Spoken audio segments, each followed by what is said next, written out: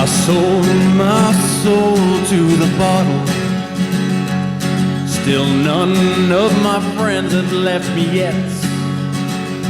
I'm the same man I was since the age of 13, and I've lived my life with no regrets.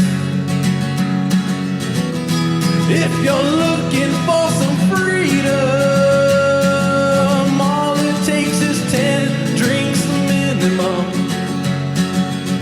If you're looking for rhyme or reason, all it takes is 10 drinks minimum.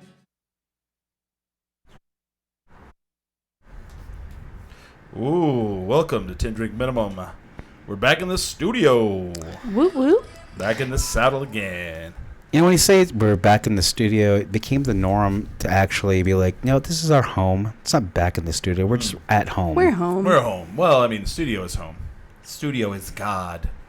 Everyone is here. We're alive. Sorry about that. Well, I wasn't pointing any fingers. So the one thing is, like, it's always a big transition or like a big to-do to one do a remote at either a festival or like one at a brewery or like at a crack house. Yeah, a crack house. Those ones are real difficult. So to come back into our own home studio, it makes us one makes me comfortable, and two, we're relaxed enough to actually like express what we're trying to do on this podcast, which is be awesome and talk about real life and absolutely be ourselves, which means we're like, I think. We talk about this a lot, or I do. I bring up, I think it's important people know that we're actually friends. So it's a little more comfortable and natural when we're here instead of... We're not just friends from work. Yeah. It's not like, hey, Carl, what you doing this weekend? Hey, Karen. Taking the wife and kids down to the Carlsbad Caverns. What's up, Linda? Sorry to Lindas or Karens. Linda from accounting? You know what? Actually, we're coming into a generation to where like there's going to be kids doing what we do years from now. And it's like, hey, what's up, Madison? What's up, Aiden? What's up, Braden or Kyle? What's up, Daenerys? Hey, that's actually my stepdaughter's name is Daenerys, but we call her Danny. Of course, because that's her name on the show. Yes. And so how old is she? She's 3. Oh my gosh! Can you imagine? I can't imagine because it's actually a thing in real life now. Daenerys. Mm-hmm. So can we talk about what we're busting open here right now? Yeah. Yeah. Oh, let's talk absolutely. about it. Actually, I want to preface this in a way that I am privileged to be on the show. I've been on the show for almost a decade.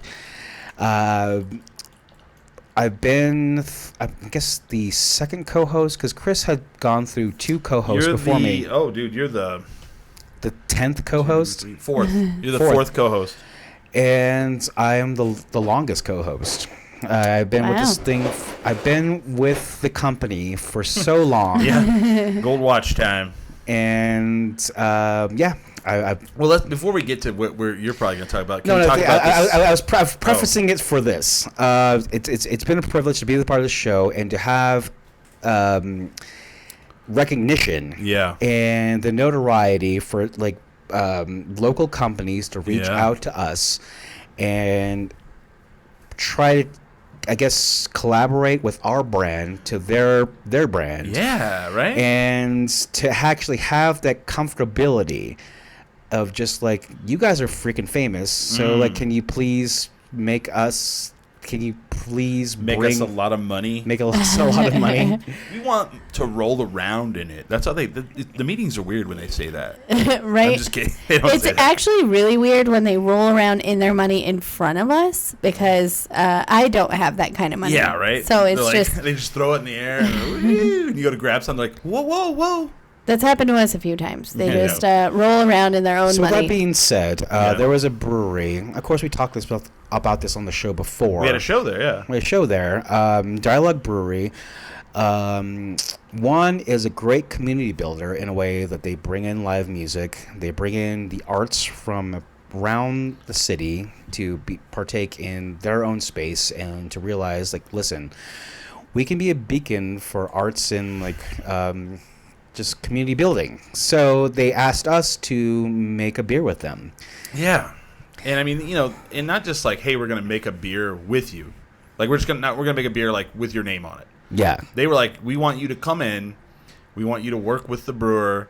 We want you to, and it wasn't easy. And then, they opened the door and they let us go in. There's actually video out there. I don't know if we're ever going to release it because the audio might be bad. But there's video of us making a beer. Oh, yeah, totally. And then there's proof of us. We made a beer. Here it is. We have beer. And what I love you go into the place and the name Tin Drink Minimum is a hard name to brand on things. It is hard. It can be problematic in a way, like especially for beer. For beer. Right. But I think the community understands, like, oh, that's Tin Drink Minimum. We know this. Did you see the photo of their menu? Like, not only does it have the beer on there, Tin Drink Minimum Brown Ale, at the top of it, it says, listen to Tin Drink Minimum podcast. Oh, shit. Across the top of their menu, like at the very top. Boom, there it is. Yeah, it's really nice. That's really cool of them to do that. So if you are in the Albuquerque metro area, Google it, go to Dialog Brewing, because you're not going to be able to go to the store and buy Tin Drink Minimum Brown Ale. Not yet. That we put our blood and sweat in. Oh, gosh. Not yet. But, go there and try the beer.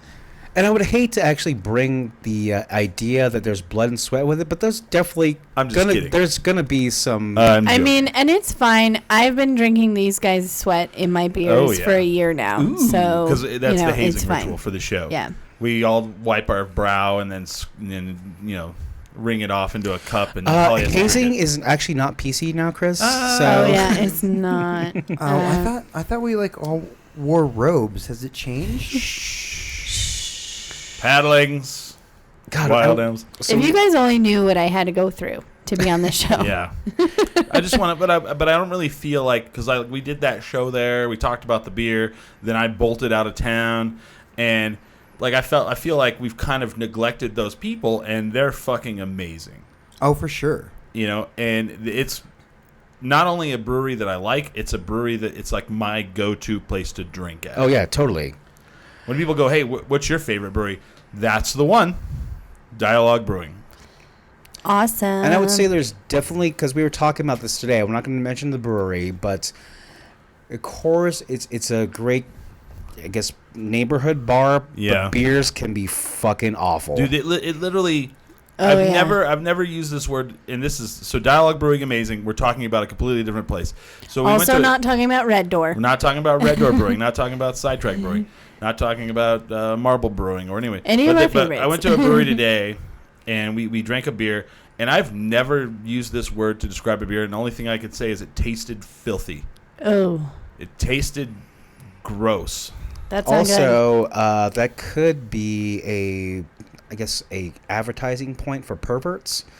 It's like, go to this brewery and it's filthy as fuck. Oh my god, filthy as hell. Oh, if you want to feel like a daddy and just have filthy ass beer, just go to this brewery. I don't know if I can go there anymore, dude.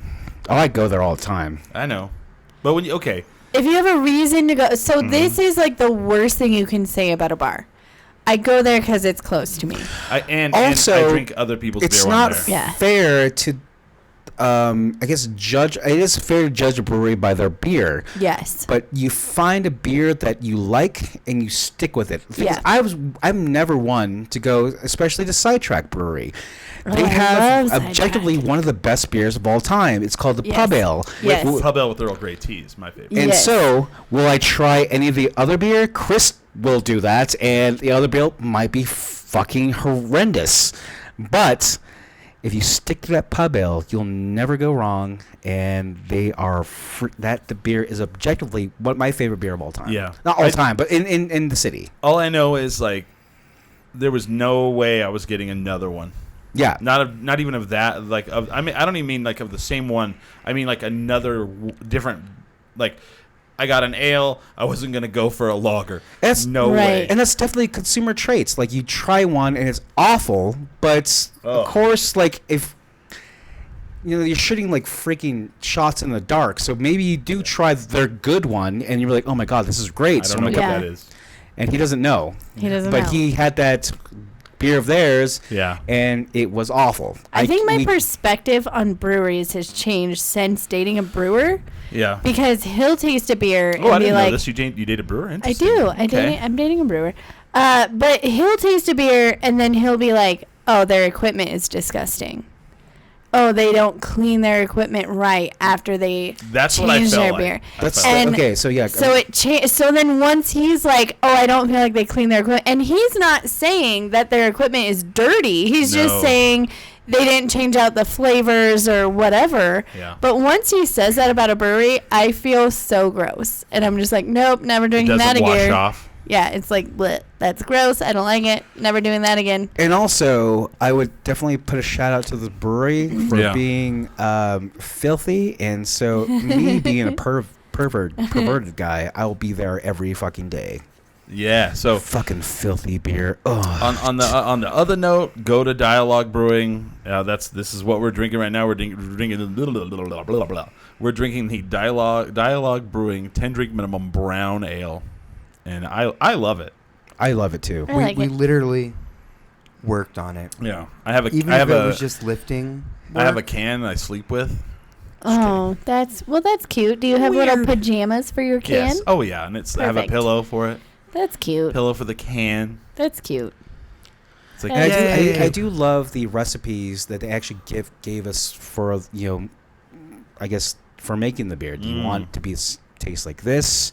Do you want it to taste like this? Yeah, that was interesting. And it was interesting because it's all based on almost the same recipe, but how long Yeah. you actually Yeah. brew it. Well, and or- what you It's put in cool it. how yeah. they do that. Yeah. Well, and like I always call it like overblown tea making yeah. Yes. because they steep everything. It's Yeah. like really weird. Like It's like tea. Yeah. It's definitely just tea. Fun fact, actually not fun fact, but if anyone's worried about, of course, there's definitely some waste involved in the brewing process with the barley and Yeah. oats that are just like taken to make the beer. Like, Yeah. what do you do with the I was waste? pretty impressed by this. And I guess it's an entire community of just because objectively you can just like throw it away and have the dump trucks take it and just put it in the landfill. Well, you can pay to have it go to the landfill. Yeah, pay to go to the landfill. So instead, they have like farmers come and they pick it up, or ranchers or farmers or whatever, and they feed it to their cattle. Yeah. Yeah, It's cool. Like every brewery in town does that. It's great. dude. If this, what a great time to be a like rancher. yeah, What a great time to 'Cause, be like, alive. free feed. Dude, feed is fucking Yeah. expensive. you And know? that's good grain. Yeah. So, you know, It's I mean, actually you know. objectively it's it's good. the best grain you could probably feed your cows. So that's kind of cool. That's awesome. So Dialog Brewing. Check it out. Also, feeding our cattle for the future, Well, or like Yeah. our You know, farm. I know I animals. like hamburgers. I love steaks. I love steak. Yeah.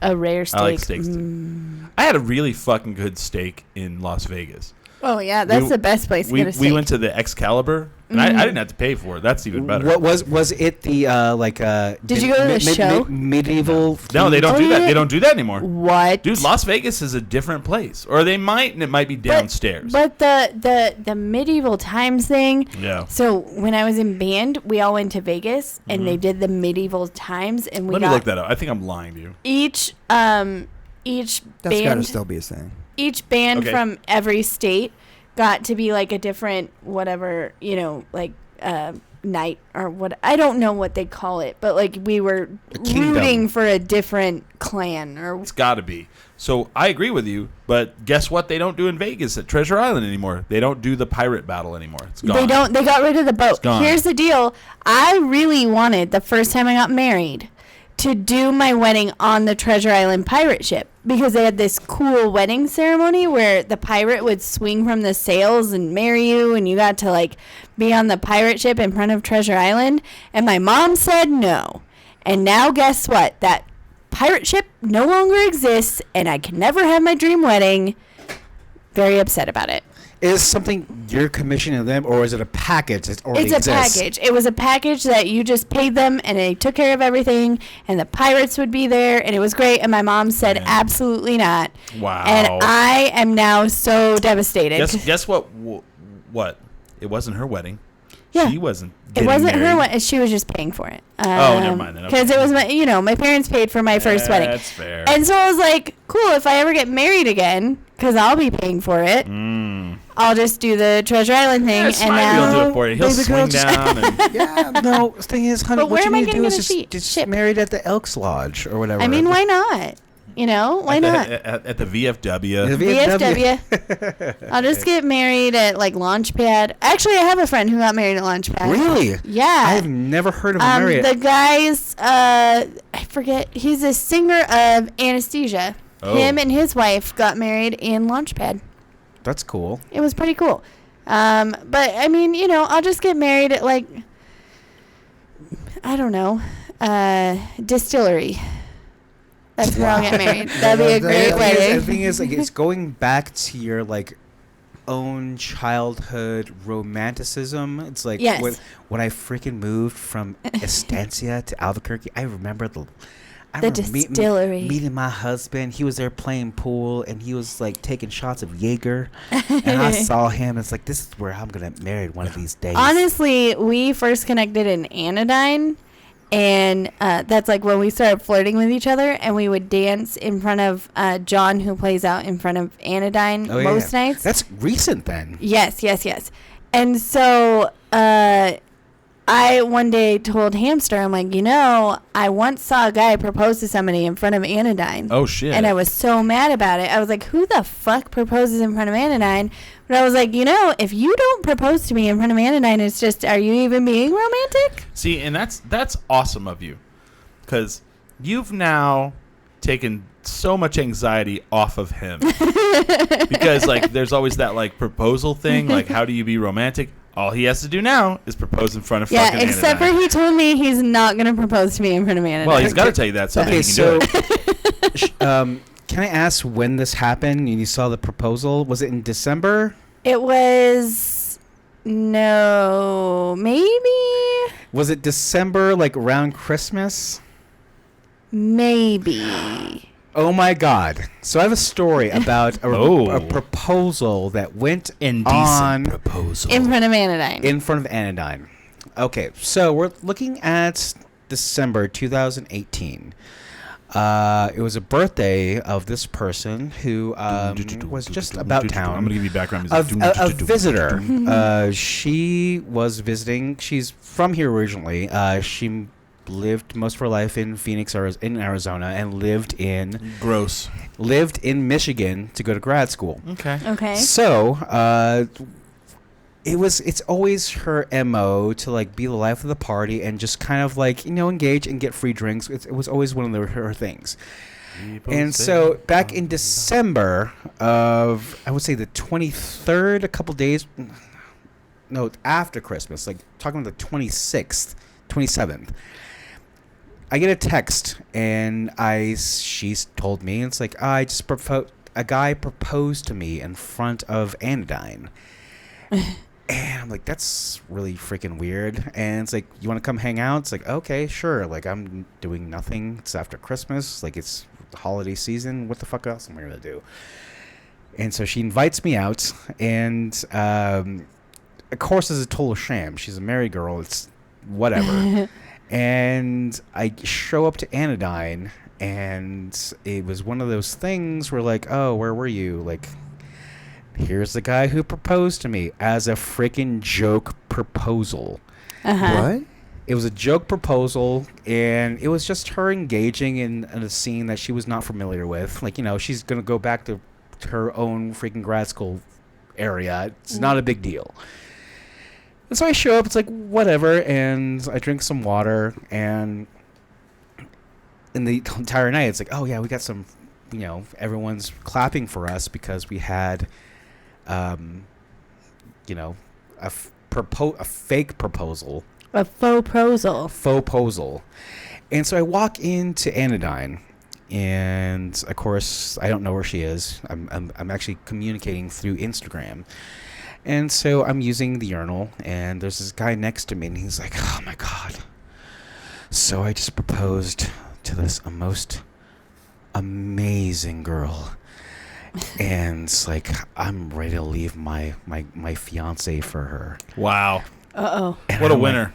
And he's like, I just don't know what to do. What do you think I should do? Pretty much, like, I'm sitting here like, dude, my dick's out, and I'm here for it. I hate when people talk to me in the bathroom. Yeah, me too. Me too. Hate it. And so, pulling my dick back in, zipping my pants, and go ahead. No, I'm waving at someone. Oh. And so what happens? So what happens is basically this guy is like, I don't know what to do, and so I engage. Mm-hmm. I'm pretty much like, okay, guy, you're talking to me with my dick out. I'm done peeing. Yeah. Who the fuck is this girl? Okay, so now I'm listening. Ooh. Now you're invested in the bathroom. And so now I'm invested. It's and like, this is at Anodyne? This is at Anodyne. Which is a terrible bathroom. It's a terrible bathroom. It's gross. It's terrible. Wait a minute. Why were you? How do you know? More terrible for girls than dudes. How does she know what the bathroom's like? The men's bathroom's like. But the women's bathroom is not great. Also, I may or may not have been in the men's bathroom at Anodyne. Would you guys remember when they didn't have sectionals between? Yeah. So anyway, pulled my pants. It's like, okay, sorry, I was doing my business. Tell me exactly about what you're talking about. In my ear. Yeah. So, and he's like, oh God, like, I don't know what I should do. Like, she's just like a most amazing girl I've ever met in my life. And so, you know what, buddy? Show me who you're talking about. Oh, yeah. And he's like, do you really want to meet her? It's like, sure. I want to meet your future fiance, yes. Let me meet your future fiance that you're leaving your fiance for, your future wife, who you proposed to in front of... This girl sounds like trash. In front of Anodyne. This girl sounds like trash. And so basically, I'm just like, okay, dude, like, you pretty much just killed my vibe tonight. Just let me... If you're going to make these choices and convey them to me and make this, like, plan for your life, let me see who this girl looks like. Or let me meet this woman you're talking about who you're so enamored by. And he's like, all right, man, come meet me. And so How drunk was this guy? He was pretty drunk. Oh, okay. Super drunk. And so I'm lit. Yeah, I would hope so. I'm lit as well. It's like, otherwise, I'd be like, fuck you, dude, I'm peeing. Right.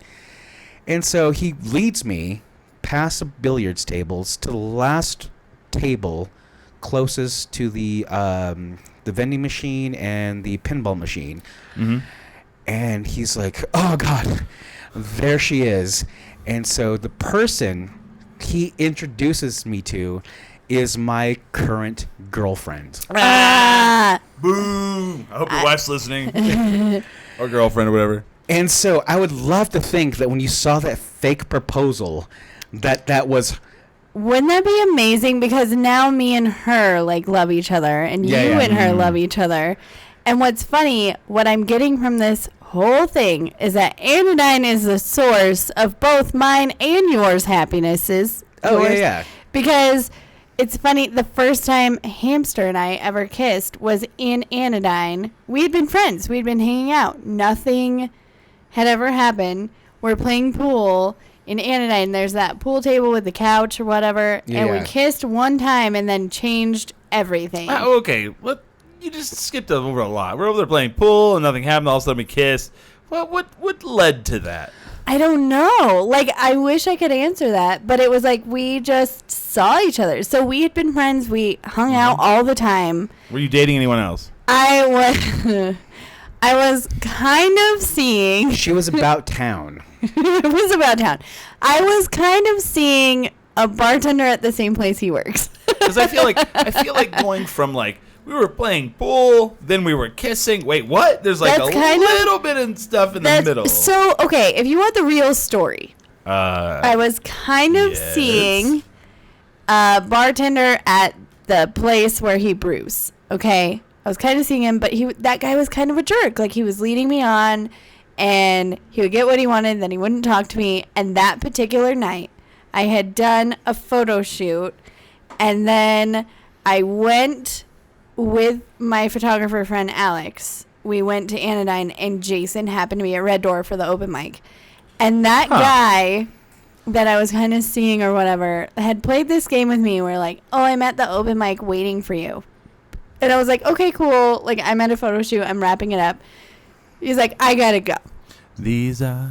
And The thing about men that I wish women would understand, that guy easily could have stayed there if he really wanted to see me. He could have stayed there for an extra 10 minutes. But he didn't. And I was just like, you know what? Fuck this guy. And I got really mad. I got really drunk. And Jason Hamster, whatever. We all know his name now. He was there, and he went to go play pool with us. And I don't know what it was about that night. I don't know if it was that couch. I don't know if it was that I was mad. I don't know. But I kissed him, and it changed everything. But then I asked him to be my boyfriend a couple of weeks later, and he said yes, and then he texted me the next morning and said he couldn't do it. Why? He was scared. He was so scared. Aww. And then he came to a show that Hamster is so adorbs, by the way. He is. He's the best.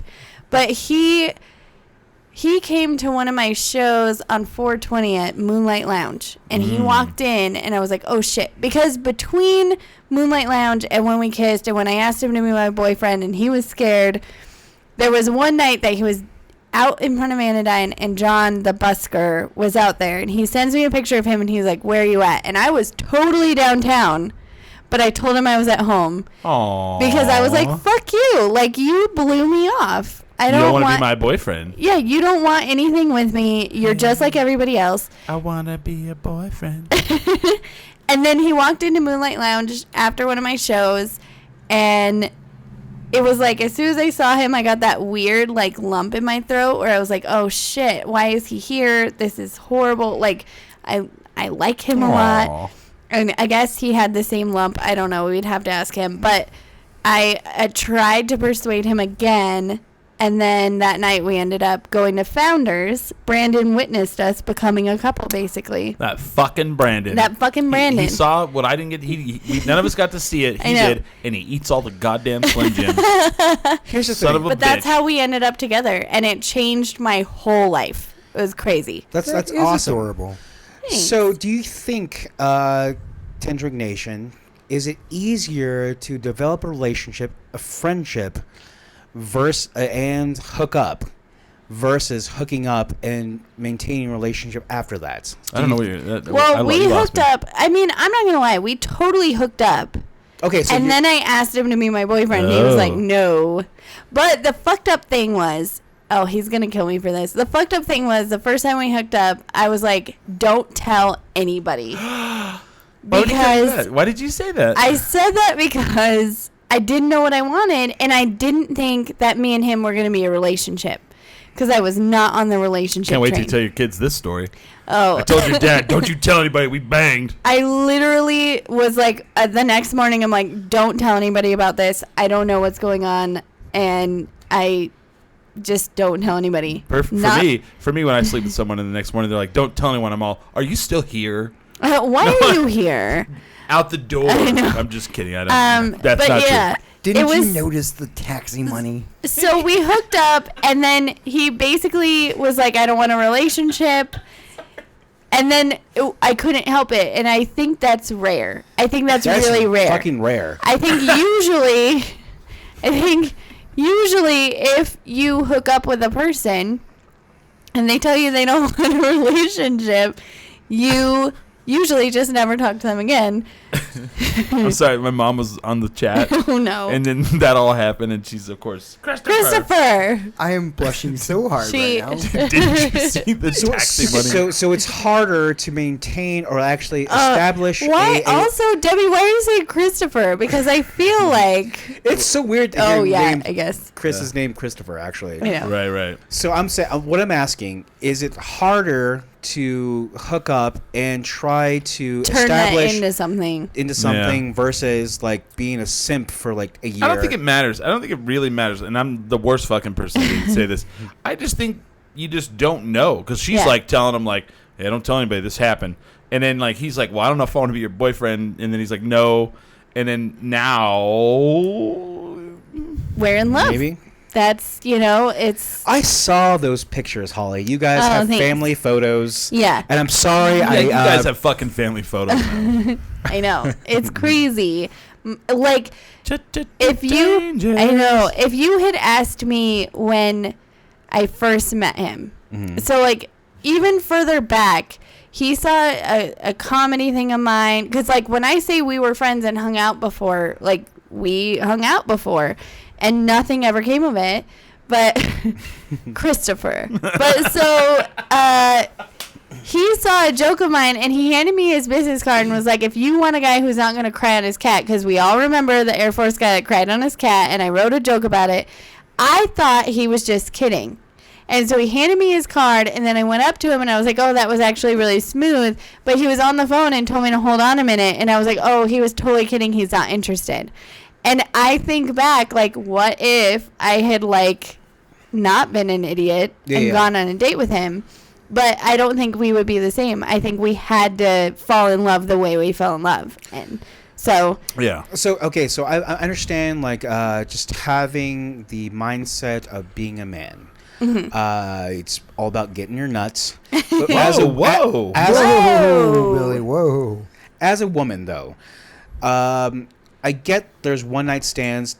It's different for men and women. So I don't know what it takes. Well, I'm saying, okay, so when you have a one-night stand with a person versus me having one-night stand with a person, is there expectation after that? Whereas I'm just like, oh my God.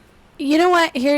I'm just going to be really real. I went through a whole 2 years after a bad relationship of being like, fuck everybody and their expectations and fuck what everybody thinks a woman should be. Yeah. And I was like, I'm going to treat men the way men treat me. I had so many faux relationships.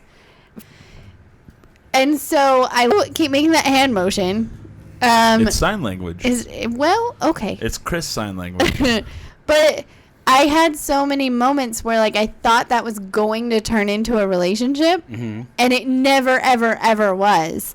And, you know, if you knew who it was, you would know. But it was a whole year of fooling myself, but it was replacing that empty space I had. Okay, here's a weird thing about that. Yeah. When we met, you were in the middle of that. Yes. And I don't know if I could speak for Smiley, but I can speak for Billy. We knew that. But we didn't say anything because we can't say anything. And the thing is, I knew it too. Yeah. Deep down, I knew it was never going to be anything, but I was fooling myself. And I think in a lot of ways, I didn't want to admit that I was just hooking up with a person, and that was totally okay. All we can do is, like, when you talk about it, we just go, uh-huh. Oh, that sucks. Uh-huh. And that's all we can do. Because if we're like, you know, if you're like, what do you think? And we're like, well, I think he's fucking with you. He just calls you when he wants to have sex. And, you know, or when he's just, you know, wasted. And, you know, have sex. You'd be like, fuck you guys. You know, you'd be so mad at us. But, I mean, we knew. But it's like crazy night and day difference between when I first met you guys and now. Because...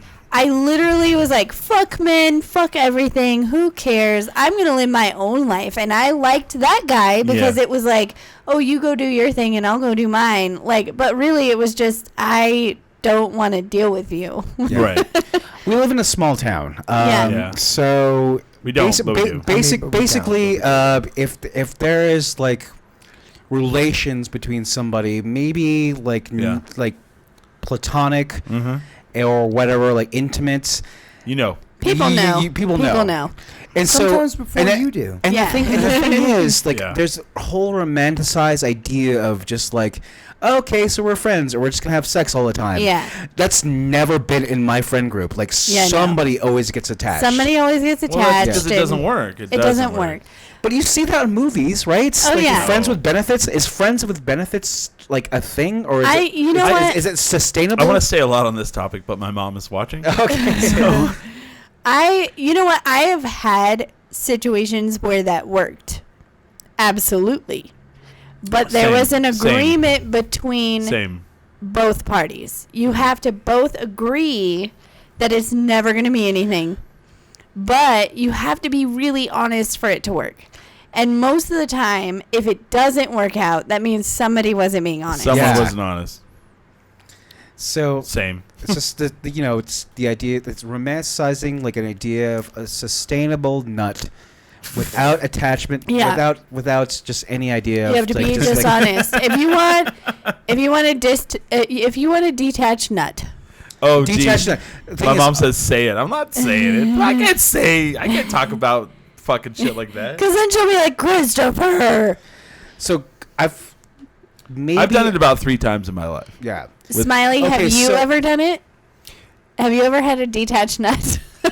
I have not. In fact, I Friends with require benefits. FWB. I require at least 1 month of courtship before I will sleep with someone. Really? This is interesting. Wait, that's way more interesting it's- than Holly's 2-year slut It's binge. pretty much Smiley dressed up like fucking Shakespeare with, Oh, yeah. with a rose.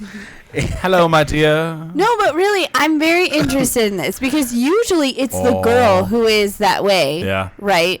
And I think we need to break that stereotype. But is it hard for you?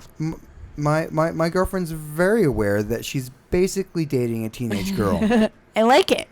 So is it hard for you, though? So you make me so Enchanté, mon ami. Enchanté. Like how?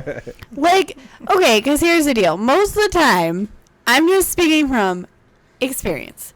Most of the time, the man is like, I need to have sex with you right now. Because men have tricked us. Whitney Cummings talks about it in her last comedy special. Men have tricked us into feeling guilty if we don't have sex with you because you get blue balls. No. And then obviously That's your a bullshit balls. thing. No, it happens. Like men no. will literally. I'm agreeing with you. Blue balls is a bullshit. Oh, yeah.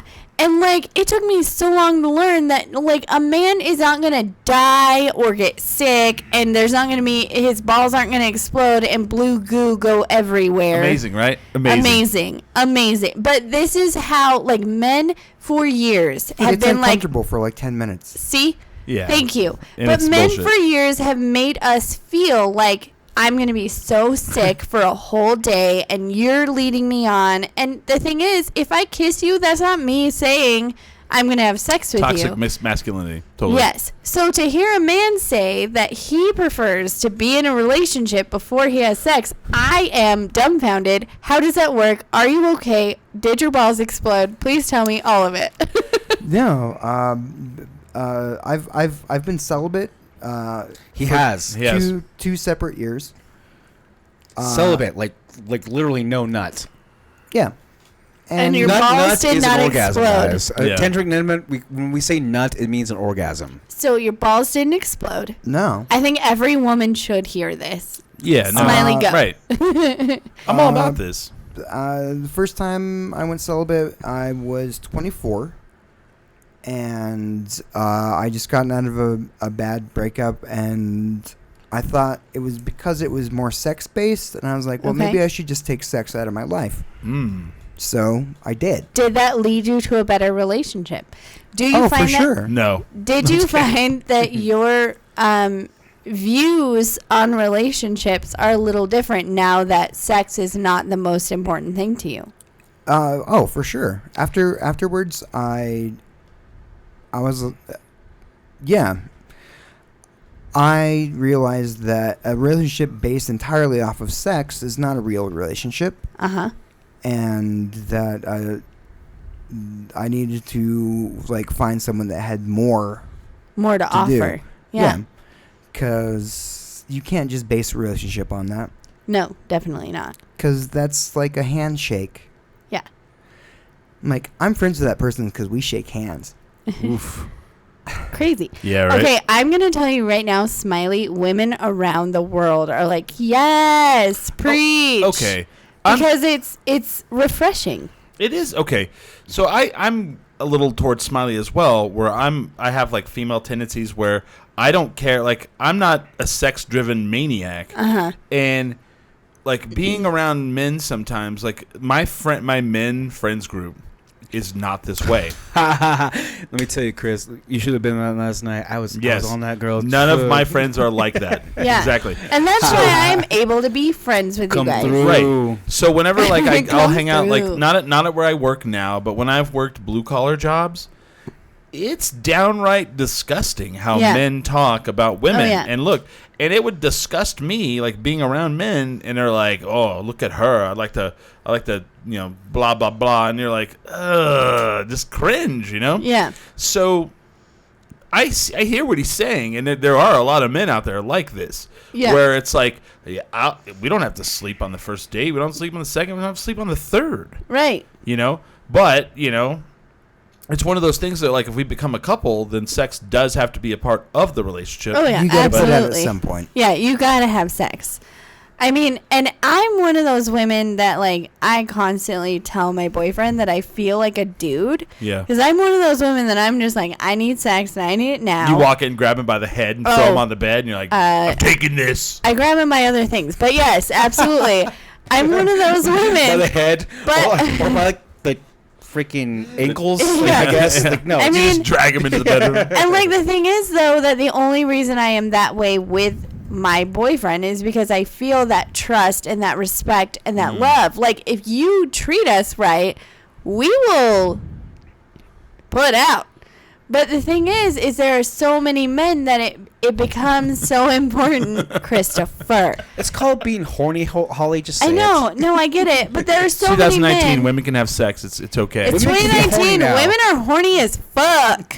And we're not afraid to say it. Like, and I think that for those 2 years that I was single after a really, really, really shitty relationship, I was just like, you know what? I'm horny and I'm mad. And I'm going to have sex all the and time. I'm not going to take it anymore. Right, yeah. Like, I'm going to have sex whenever I want, and it's going to be on my terms. And I think, honestly, as much as a lot of what happened in those 2 years is kind of embarrassing to me now, I slept with a lot of people that I shouldn't have. And when I say a lot, it was not Rory the great. garbage I hate man. to bring this narrative to the table. It's No. not even a real thing. Yeah. I just, like, when you're talking about this, like, I'm rage fucking this guy because I fucking hate you. I mean, and I did. Like, I was so motivated by how shitty men had treated me Yeah. for so long. It was so many men. It wasn't just my ex-husband. It was every boyfriend I had had. And then it was the boyfriend right after my ex-husband. And it was like, it built up. And I was like, you know what? I'm horny and I'm mad and I'm going to do whatever the fuck I Damn it, want. I'm not going to take it anymore. And, I- as much as I'm not proud of a lot of the choices I made, there are a lot of choices that I'm like, oh, I could have not done that. Yeah. It literally changed me where I was like, you know what? I don't need a man to feel fulfilled. I don't need a man for anything. If anything, I'll just get horny and call a man and have sex with him. Sorry, Dad, if you're listening. Like, Right. But really, I think it's important that women know that it's totally okay to just take your power. But now I'm in a relationship and I'm just like, okay, I learned a lot of things in those 2 years, but I'm glad I calmed down. I would love the idea of, like, you just empowering yourself or just being freaking sick of men to where, like, you would get your nut, Yeah. try to get it fast enough where you're like, okay, I'm done. Okay. Well, See you and the later. thing is, I'm so efficient. Like, I can make myself come so fast. If you think I need Right. you, I fucking don't. Okay, so I'm going to counter that, and, like, as a man, and this is what I'm not going to counter. I'm going to kind of, like, come alongside you. Ooh, bad choice of words. So bad choice of words. So They're just nutting next to each They're other. just nutting right going. 10 drink Nathan, Ah, don't listen Jesus. to this. So We're like, family. It's just something when you we think do. like when there's a man out there that's like, oh, I have to have sex, you led me on and I have blue balls. Fuck that. Here's Yeah. the thing that men have. It's called a hand. Yeah. And like women are like, oh well, we're not gonna have sex now. I'm always like, that's fine. Yeah. I can go cool. masturbate. It doesn't fucking make a Yeah, shit to me. it doesn't matter. Whatever you could do to me, I could do to myself. And I It's want fine. every woman. Sometimes it's good or better. Yeah, Yes. sometimes, yeah. And here's the thing, I want every woman out there to know, literally, in that 2 years, the biggest thing I learned is if you don't have sex with a man, he is not going to die. Nope. He is not going to get sick. Nope. And he will probably still call you. Yep. You do not have to have sex with a man Amen, just girl. to impress Right. him. I just- we It had a- is dumb. I just wish I had a room full of, like, women. I Be know. like, yes, girl. Yes, because I really want It's women happening in to the know. chat. So I really want women to know, like, if anything came out of Yeah. the adventures I went through for the last 2 years, The thing that I learned is that it is not worth your time to waste your time on men who are shitty. If you're horny, you have sex. If you're not, then don't. And the thing is, if that man is worth any of your time, if you don't have sex with him, he will still call you. That's damn right. He will you know why? still spend time he with thinks you. you'll have sex with him. I mean, yeah, but also the thing is like the right man for you doesn't give a fuck. Right. If you're having sex with him. Right. And the other thing too, if you're single and you're having a hard time like I was, go empower yourself. If you want to have sex with a man, go fuck that man. Yeah, because it's girl. not a big Condoms. deal. You be safe about it. Yeah. Go to Planned Parenthood. Make sure you get tested. All those things. Do it safely. But if you want to have sex, go have sex, girl, because men have been doing it for years. And it is our time to just be like, you know what? I'm horny, and that's okay. And I thought we'll that live. was the 60s. If we don't get to have sex, Right. we're going to be okay. Because you know what? Yeah. When we didn't get to have sex with you, we went home and masturbated Yeah. anyway. They're not it's going to called, die. Pornhub. So, Called Pornhub. Or just took a nap. We'll live. We'll live. We'll if they live. try to tell you, like, I'm going to blue ball, I'm going to get sick, fuck you. Or just liar. Fuck it. Just- Fuck just- everything. I'm going to get death threats now. Fuck everything that men have said. It's not true. Just And me abs- being a slut for 2 years has taught me, if nothing else. I was a slut for 2 years, and I'm okay with that, and I'm fine with admitting it. First of all, if you're horny, go have sex, admit it. Fine. If Yeah. you're not horny, don't have sex, admit it. It's fine. Anything you're feeling, admit it, speak out about it. It's fine. Everything is fine. You're going to be fine. Be safe about it, but you're going to be fine. That's Also, it. That's all I'm saying. If you want to abstain for a year, that also won't hurt Also, you. Actually, fine. Smiley Speak has out some about it. literature. He was celibate, so we have. Yeah. I mean, here's the deal, You want to be too. celibate for a year? That's fine, too. Women, you want to be celibate until you meet the man you marry? That's also fine. Talk about it. It's fine. Nobody should judge anybody. Men, if a man wants to be celibate for 10 years, that's fine. Stop judging people for their sexual choices. Over it. Off my soapbox now. Sorry, not sorry. Love All it. the women in the fucking chat are so adorable. They're so excited. Right? And then yeah. the Mondragon just said my favorite quote, shout out to safe sledding. Yes. Be a slut, but be safe okay. about it, babe. Also, Shelby, I love you too. I'm You're not the going best. to point out the person's name, but I was dating someone, and they got angry with me because I followed two people Oh, yeah. that are suicide girls. Okay, can I talk about this as a feminist? Actually, Chris, let me give you a time. Yeah. So you have 30 seconds. Go ahead. Okay. Go. She's like, she stopped talking to me, and I was like, so then like 2 days later, I was like, so what's going on? And she's like, well, I got a chance to look through your Instagram people that you follow. I follow like 850 something people, by the way. And I was like, okay. She's like, there's two women that you follow that are suicide girls, and I feel like that's disgusting. I feel like that's anti-feminist. These are models. And it's creepy that you follow them, and anything like that is gross. I've done modeling work. And I'm like, wait. I mean, Both women are from Albuquerque. Both women are burlesque people. Yep. And I'm like, okay, but isn't suicide? And I didn't answer because first of all, I was creeped 5 out. seconds. I was creeped out by the fact that she looked through my 851 followers. that's fucking crazy. weird. You're done. Holly, go ahead.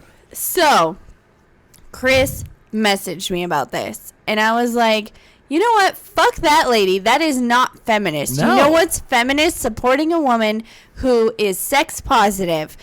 Every woman should feel comfortable to show their body and not feel ashamed. There is nothing wrong with supporting a woman who is in Suicide Girls or any other thing that they consent to. It is fucking ridiculous that a woman would be like, it is anti-feminist to And support a suicide girl. They're very body positive. Yes, they're body positive, they're sex positive, all of it. What the fuck is wrong with that lady? Feminism is not about shaming any You're done. Chris, woman. go ahead. No, I was just blown away, and I didn't. And everybody's like, "What'd you say back?" I was like, "Nothing," because first and foremost, I'm a man. I can never tell a woman what feminism is, ever. Ooh, Fair. Chris. Yes. Woke as hell. He is woke as fuck and single, ladies, if you want a woke as fuck man.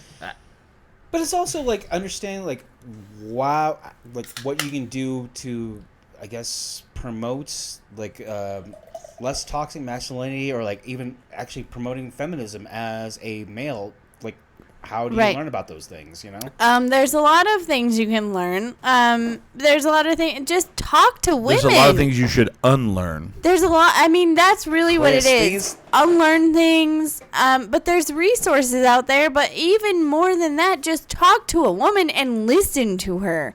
That is the most not toxic masculine thing that you could do, is just listen to a woman. Stop nutting for a year. Yes. And you'll actually James. Chris, Yes. You'll actually listen to women. Smiley, you have 30 seconds. You have 30 That's it. seconds on the board. On the board. stop nutting for a year, and you will look at women in a completely different light. So what? I oh, made sorry. so many new friends, and like half of my friends are girls now because I was like, well, sex isn't a thing anymore. Well, it's like less threatening. So can I ask you how you view women now after you went celibate for a year? I'm for sure. Okay, Holly, you have 30 seconds. Go Okay, ahead. no, I Stop just with want to that. ask him. I just want to ask him, like, what changed with the way you view women after being celibate for a year? Because that's interesting. Honestly, I viewed women as trophies before that. Ooh. Like, I went for the hottest, the prettiest, the most the most popular. So like arm candy. So those weren't real relationships. I wasn't in Those a are real faux relationship. those Yeah. are faux relationships. Oh, Yeah. trademark. Trademark TM.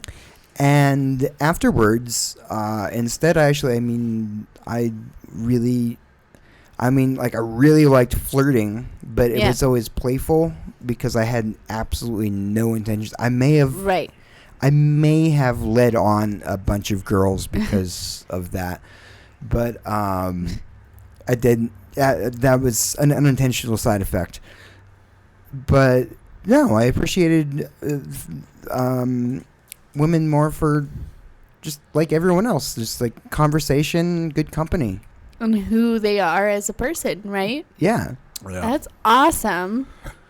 So, I hate to be the one that has to stop this because we have it. We're at the The break. stopping point. I think this was a And good talk, though, guys. It's a good Thank talk. you. It's a good talk. We got a lot of things out there. I want to tease something. This show, we kind of like, we never roll into a show with a topic, and we Never. kind of are this one. And the topic is changes. Holly's talking about her change. If she And met a boyfriend, I have so many questions for Holly. yeah, So I'm here for Holly. you're here for Holly, but we've got to talk about a real big change the second hour. Yeah. I mean, we kind of, if you listen to the Hemp Fiesta show, it came out, but this is a really big thing, and things are changing.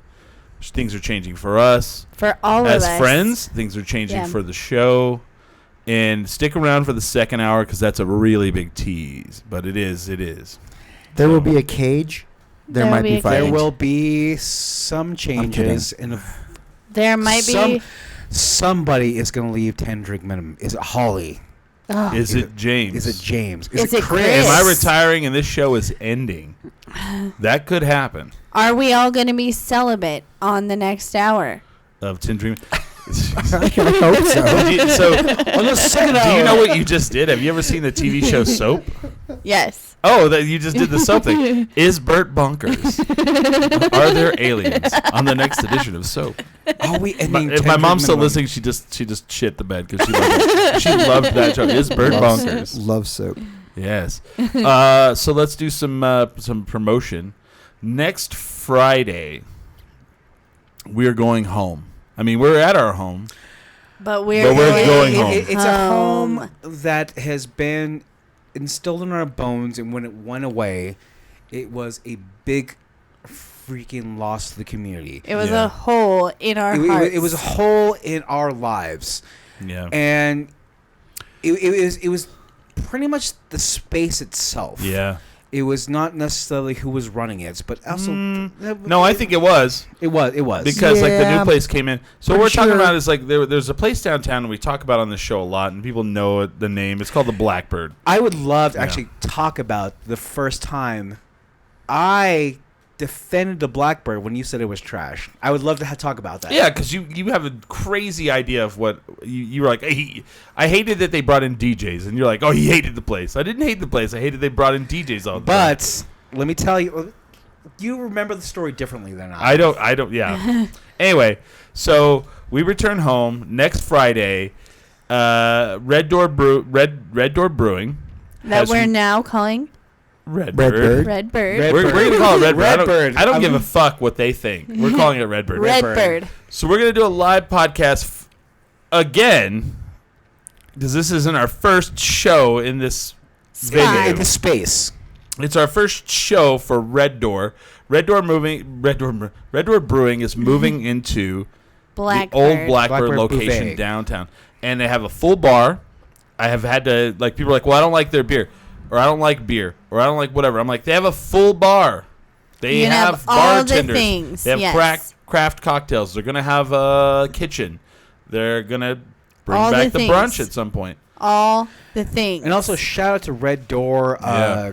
Roswell, or is it Clovis? Yes. Clovis. Both. Yeah. They have Clovis. They're opening Roswell. Right. Also, it's pronounced buvette. Red- Rhymes with Corvette. I have one tidbit for people that used to hang out there. There's a special drink on the menu that was created by Brian. They still have it? Yes. Shut up. No. Red Door went out, asked Brian, who was one of the old owners of the Blackbird Buvette. Love Brian. They said, can you create a cocktail for our bar? And he did, and it's called the Buvette. And that's amazing. What a great throwback. I would love to talk about the story about the For sure. Blackbird Buvettes. Well, even before that, it was Pearl's Dive. We're gonna. Oh, sorry. We're teasing this. We're teasing this, but we really have a lot of other stuff. I don't know if we'll get to the Blackbird stuff. Yeah. But because we're going to talk about that a lot next week. So come out next Friday. I think we're going to do a show about 7 o'clock, Yeah. I think. Mm-hmm. We could probably do it at 6. Where is this? Yeah. Oh, I'm sorry. Red At the Bird. Blackbird Red Door. At the Red The Red Red Door Bird. Brewing. Redbird. Redbird. That's what Redbird. we're calling it. Hashtag Redbird. Hashtag Redbird. Yeah. So come out next Friday and yeah, Have We'll fun be with there. us. I'm gonna have a good time. All right. Holly and I actually got a preview, We did. It was and fun. I was not disappointed. We were not disappointed at all. It was Yeah. good. I have a promotion thing, but it's on the same night as the opening. So this is my life. I have 10 drink and I have comedy. Being triple booked. I am double booked that night, which never happens. I love when I'm triple booked. It's stressful, but it's great. But that night I will be at the opening of Redbird, doing the podcast around 6 or 7, whenever we decide to do it. And then I will be heading up to Zinc, because I have a show there at 9 p.m. with Sarah Kennedy and Ian Ty Jamerson. Royal is, of course, hosting because he's the best. And then I will head back to the grand opening of Red Door. So you guys have so many opportunities to see me next Friday, the 23rd. Billy, do you have any shows coming up? We'll tease this about changing. There's going to be some, I guess, like a revelation of like what's going to go on in my life as far as my music goes in the next 2 months. So, with that being said, I have a show on October 5th at the Dialog 3-year. So that's the only show I have. Oh. But also the night of the Wait a minute, I'm sorry. Cover Is that the place that made the beer with us? Yes. Oh, my God. Totally. There's going to be a lot of things going on. So the Bellama show, based on the record, actually, I'm going to promote the record. The Dirt I Settled In, you can listen on Spotify, Pandora, Apple Music, Amazon. You can buy it off Bandcamp. Buy it. Buy it. $3. $3. Just do it. And I have a show October 5th at the Dialog 3-year anniversary. Well, With that being said, though, the last show oh. I'll tell you. We'll promote that in the next hour. I'll promote that in the next hour. Your last show or our last show? Oh, we'll see. With 10 drink minimum's last show not being celibate, we don't know. Is Holly gonna close her legs? No. I said whoa, and she said no. No. James, what do you have? As always, you can find me on the second season of Midnight Texas on Hulu or on NBC. But there's some big shit coming up with you in it. There was a bunch, We can't talk about it. which I have a non-disclosure agreement, so I can't talk about it. An NDC. But currently, it's Snatchers and the second season of Midnight Texas. Change is about to change. Everybody's changing. World is changing. Change is the only constant in the universe. With that, we have a website. It's called tendrinkminimum.com. If you go on there, you can actually watch the live shows going on as they go on. You can see when Holly's shows are. Yeah. Or if Billy has a show, or if we have a show somewhere. You can see that, you can find the address for Dialog Brewing because they made our beer. 10 drink minimum Absolutely. ale, brown ale. Brown ale. And you can go through our Instagram. So check that out. Also, facebook.com/10drink. That's a big place for us. It's going to become more of a hub for us because Facebook kind of seems to be our place. I know that Timothy Sparks and his fucking, shitbag group. Kimothy, fuck. I can't even, dude. That's so okay. terrible. It trended, so it was great. They keep attacking us on YouTube. I love YouTube, but we don't do a lot of shit on YouTube. So keep attacking that. That's fine. We don't give a fuck. I'll attack us. I mean, like, fuck keep you. Keep calling me fat. It's fine. So yeah, it's really not. Yeah, check out our. If you want to subscribe to our YouTube channel, that's awesome. So we're gonna work on it at some point. I just don't have as much time as We'll see. Anyway. Add us on social media. Go to Dialog Brewing and drink the 10 drink minimum brown ale. Yes. Like we're drinking right now. Oh, I finished mine. But always remember, never get too drunk to jerk. 10drinkminimum.com. I thought the show was good.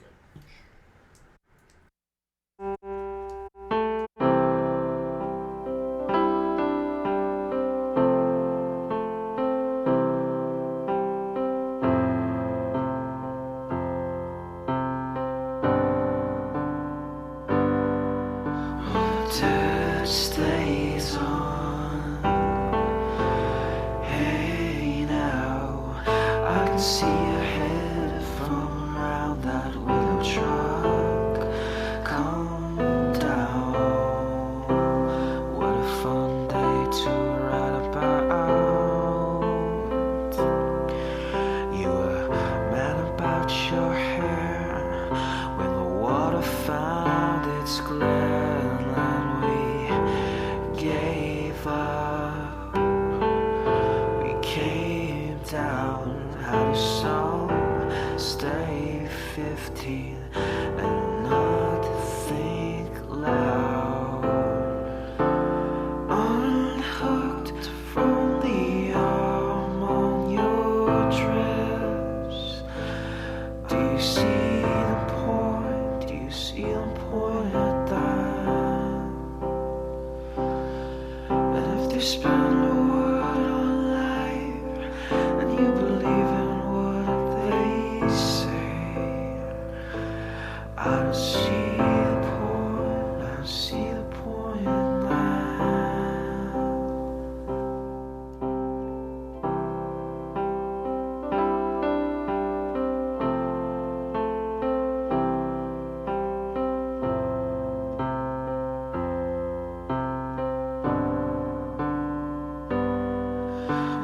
Dead stays on. Hey Sal, I think I came from the interstate. Where are you? Come down. When the angel struck your hand, you were worried about that sound in that sleepy southern town. What's the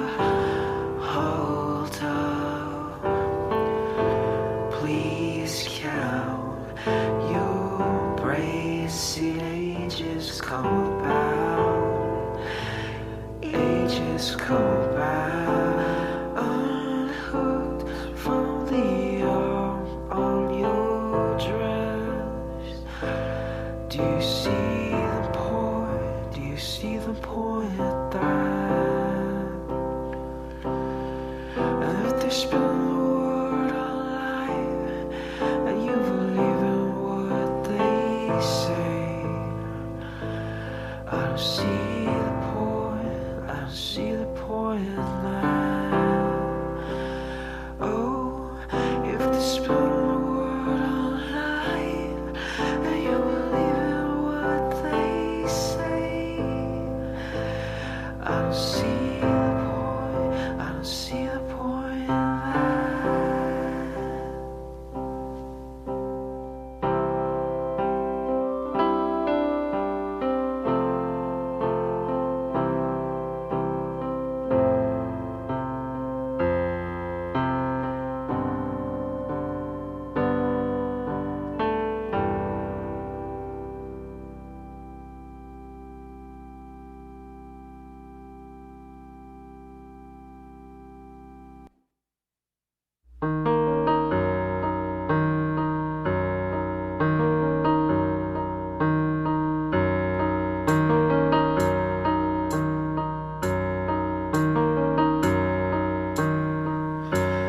By all accounts, your hand-built towers and layers. Not a hero was saved. On appearance of souls by your subjects, steal your thumb. Don't you come this way.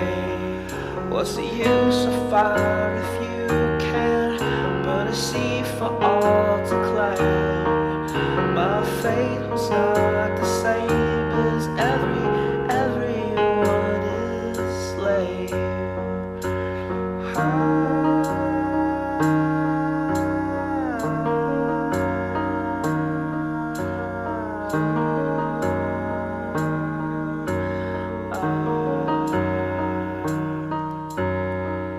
Hear the word of what you earn. Your friends turn fickle, you're to blame. The envy veers to jeers as the glass they throw it breaks. Walk this way. Was I that incommodious? Can I plead to keep my head? My fate is not the same as everyone I slay.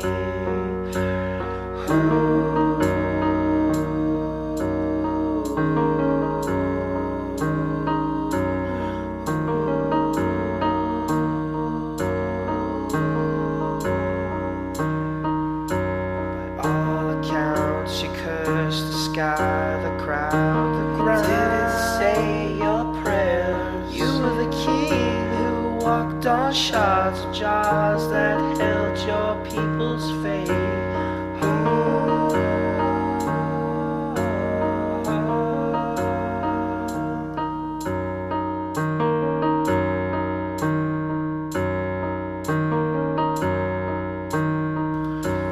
Now here is my mind will be clear before my head rolls. Now here is my mind will be clear before my head rolls. Chop.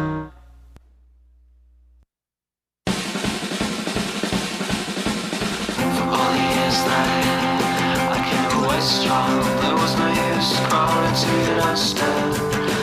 I was speaking of wishes, more than days, they could be better.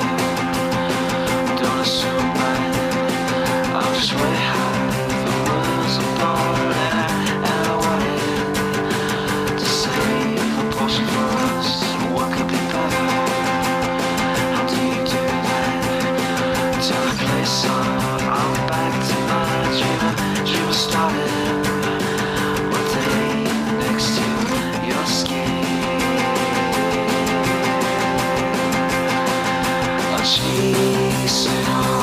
Chase it all. Was it you? Your face is red as your hands. I've got time to walk at the end and walk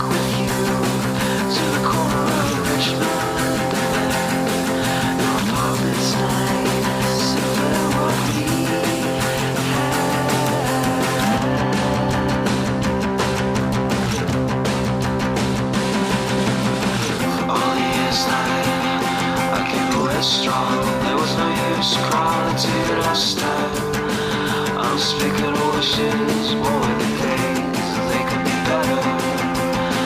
Don't assume that I'll just wait high, the world's apart, and I wanted to save a portion for us. What could be better?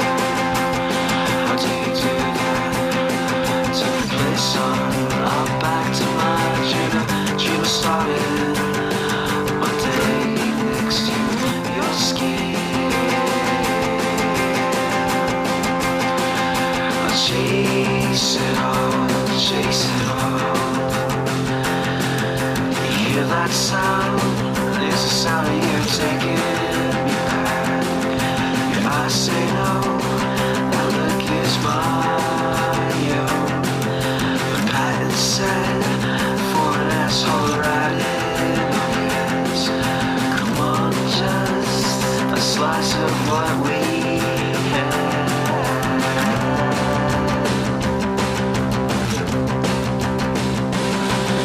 Just the same, but you'll rather be a kind of ghost floating in a maze of my demise.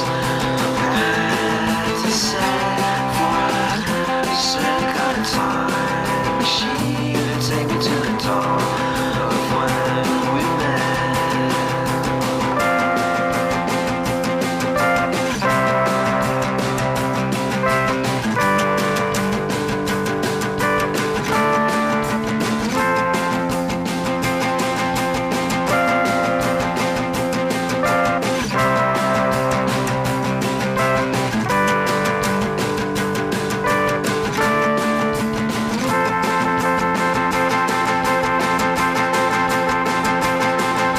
Chase it all, chase it all.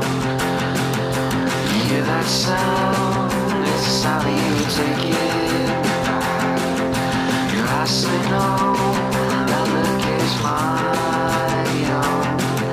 I'm happy sad for an asshole right in my ears. Come on, just a slice of what we had.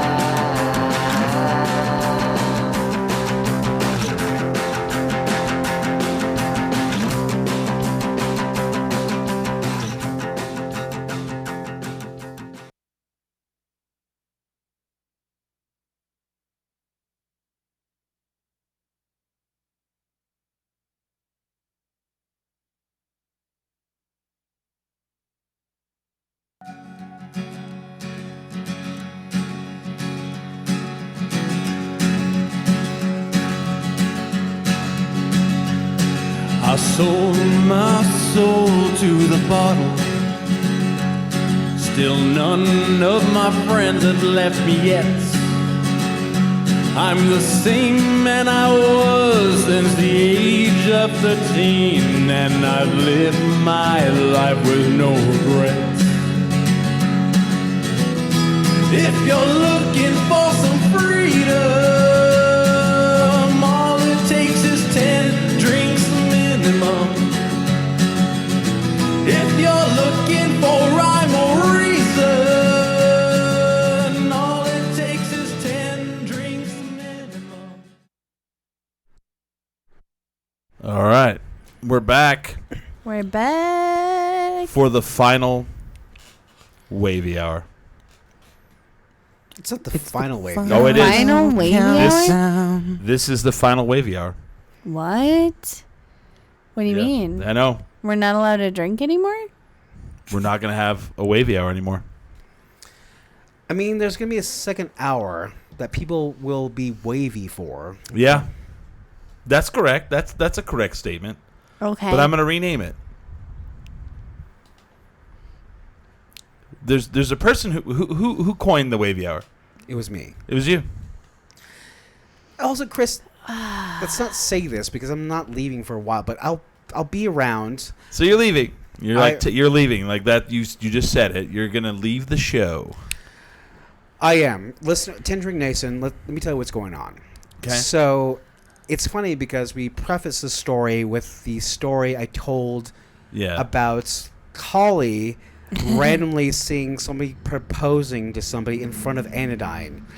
And I cross-reference a story with my partner right now, and she's like, "Yeah, Holly was there." Yeah. She didn't know her at the time, I didn't.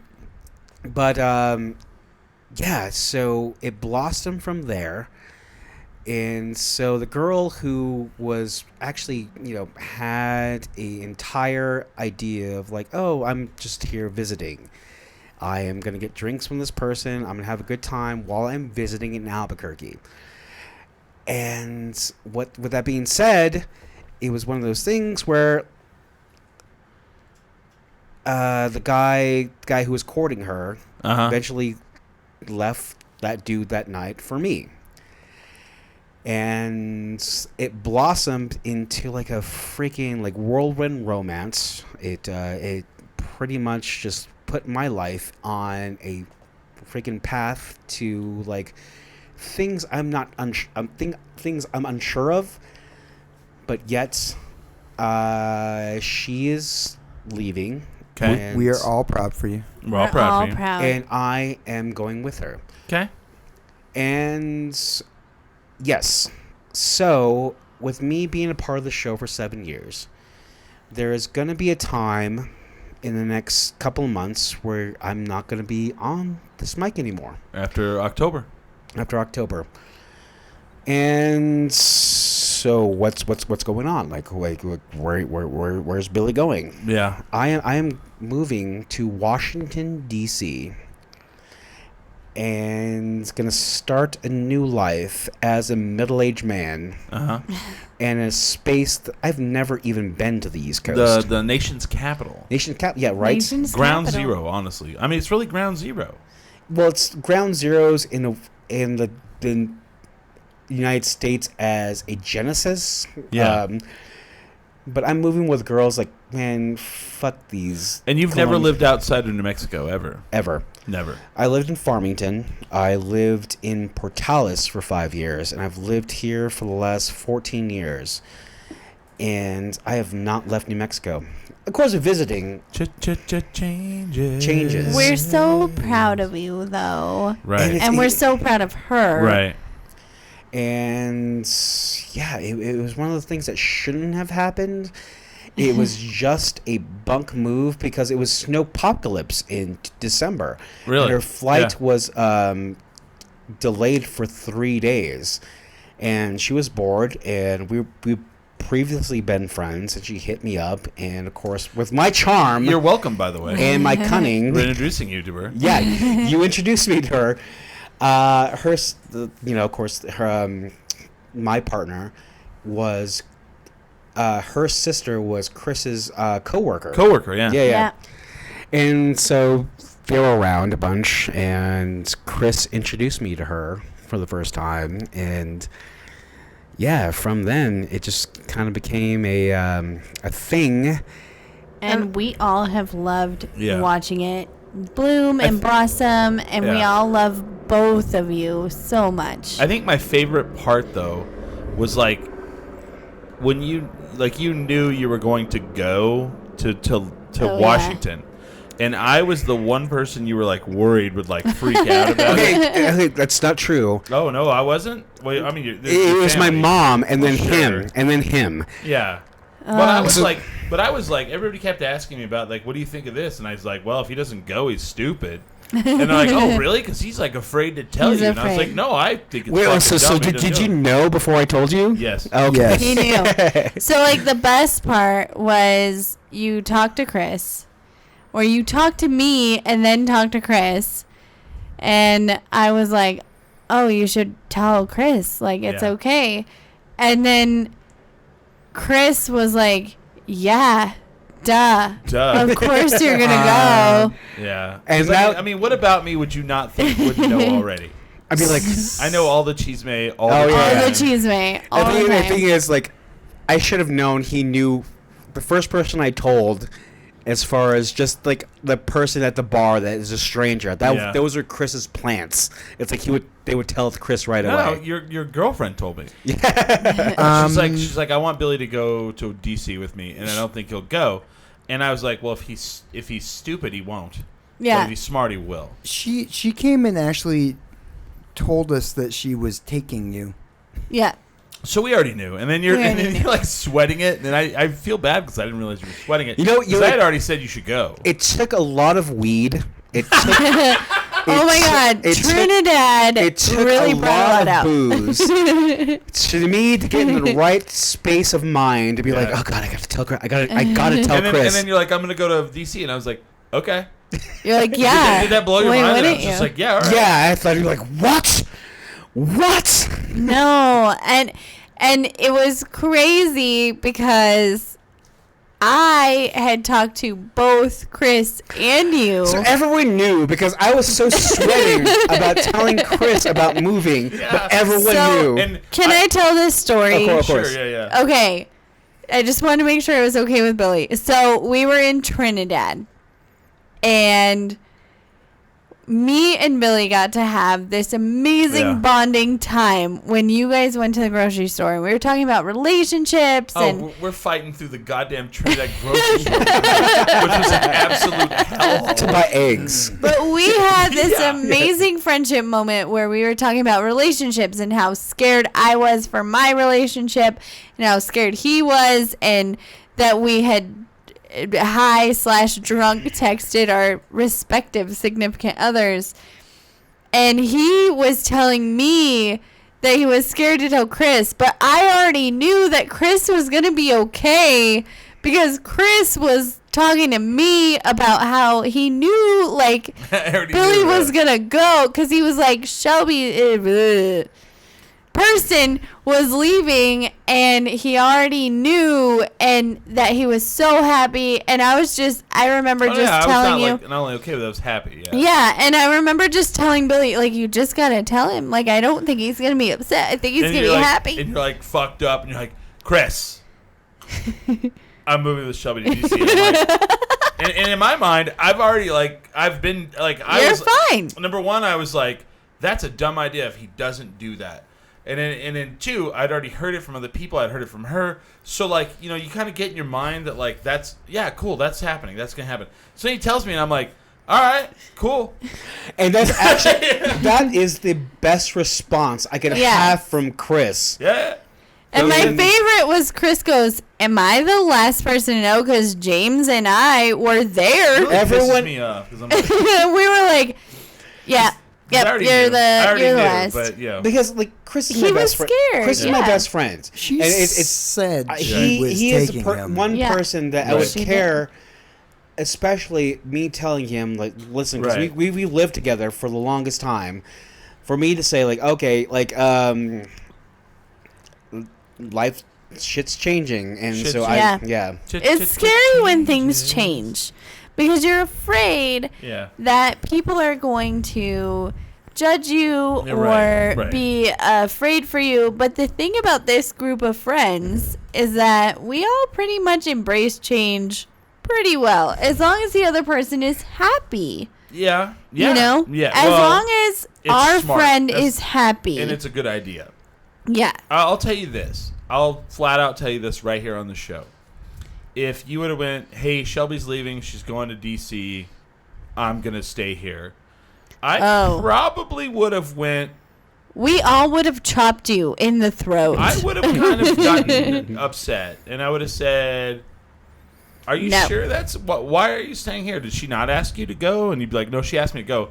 So why aren't you going? Then we all would have karate chopped you in the throat. I would have kind of like, we would have had the talk. We would have been like, I'd be like, Billy, we're adults, and And also, if I had any apprehension or any any doubt in my mind about going, then yes, you could have the conversation. But I was already like in my mind, straight up, I am leaving. Can we just talk? I know she hates when we draw attention to her, but can we all just talk about how amazing Billy's partner is? Very. She's so smart, and she's so strong, and she loves you. Killed a bear when she was only 3. Yeah, she skinned a freaking elk in front of me. Not in front of me, but I've heard stories. My mom loves her. Oh, yeah, everybody loves her. She's become one of my favorite human beings. She met your mom? When did that happen? Oh, she hung out with my mom a few times. Let's hit the brakes on everything. Wait. Let's slam the brakes real quick here. So wait a minute. Shelby's met your mom, and I haven't? I haven't met her mom. Oh. I'm the one your mom messages to ask if you're dead. And I have not met your mom. That's how amazing my partner is. She's pretty magical. She actually used parts of my mom's dissertation. Oh, okay. Okay. And described her as her hero. Yeah, not a lot. I mean, there's not a lot fair. of people. In I mean, that I guess field. I tell your mom if you're alive or not, but whatever. Whatever, not important. But I really have to say this because, I have to say this. We're all going through changes. And one of the changes I went through is I found a great friend group who became like family, like a tribe. Mm-hmm. And you guys are obviously a huge part of that. But Shelby, holy shit, that girl, she is just a force. And if you had ever told any of us you weren't going to go with her, we would have lost it because we all love her. Because she is so warm-hearted and so smart. And we're all so proud of her for what she has done and what she has accomplished, and we can't wait to see. Personally, I can't wait to see what she does because she is just a force. And personally, she has changed my life. She is just this sweet tornado of just supportive amazingness who makes me just... She doesn't care if, I can't come and hang out because I have my stepdaughter. She never gets mad. She's just like, that's what you have to do, and that's okay. And she loves my comedy, and she's just so supportive of everybody in this group just because we love you. That's how much she loves you. Yeah. Is that she literally was like, if you love Billy, I love you. And literally lived it out. I don't think there's any of us who could say she has not loved us so hard. No, that's true. She loves all of us so hard, and it's as she does this thing where if you love someone, she loves them. Yes. Even when they're not nice to her, which has happened. Yes. Yeah. And she's like, you know what? That's Billy's friend, and I love them. And she is just this amazing, amazing woman, and I'm getting emotional. Me too. Like I do. But it's really hard, and I just want to say this and continue on the feminist fucking soapbox. It's really, really hard for a strong woman to meet another strong woman and then be supportive. And I want to say how much we appreciate her. And I personally, I appreciate her so much. She changed my life, and she changed the way I see things because she's so loving. Like Chris said, she'll love somebody no matter what. And it's crazy. You're just they're kind of mean. And she's like, yeah, but they're great. She'll find the best. But they love Billy. Yeah. And it's going to be really hard when she goes. There's a couple things in the chat. We've got Dan Mayfield, who says, Billy, my sister is waiting for you to email her back about DC. Oh, yeah. You better write back, Billy. Dan Mayfield, you better write back. And I tried to say it in the best Dan Mayfield I could. Aaron Salisbury, this town won't be the same without Billy. Having said that, this is so exciting, and I'm so happy for you. Oh, gosh. Heart. Oh, I'm getting emotional. This is crazy. Yeah, it's like being here in New Mexico my entire life. I've been a part of this community for so many years, even though there are times I disassociate from it, but it's always been the music. It's always been about the friends, the freaking sick people who've pretty much guided me and actually made me who I am, and the hella food.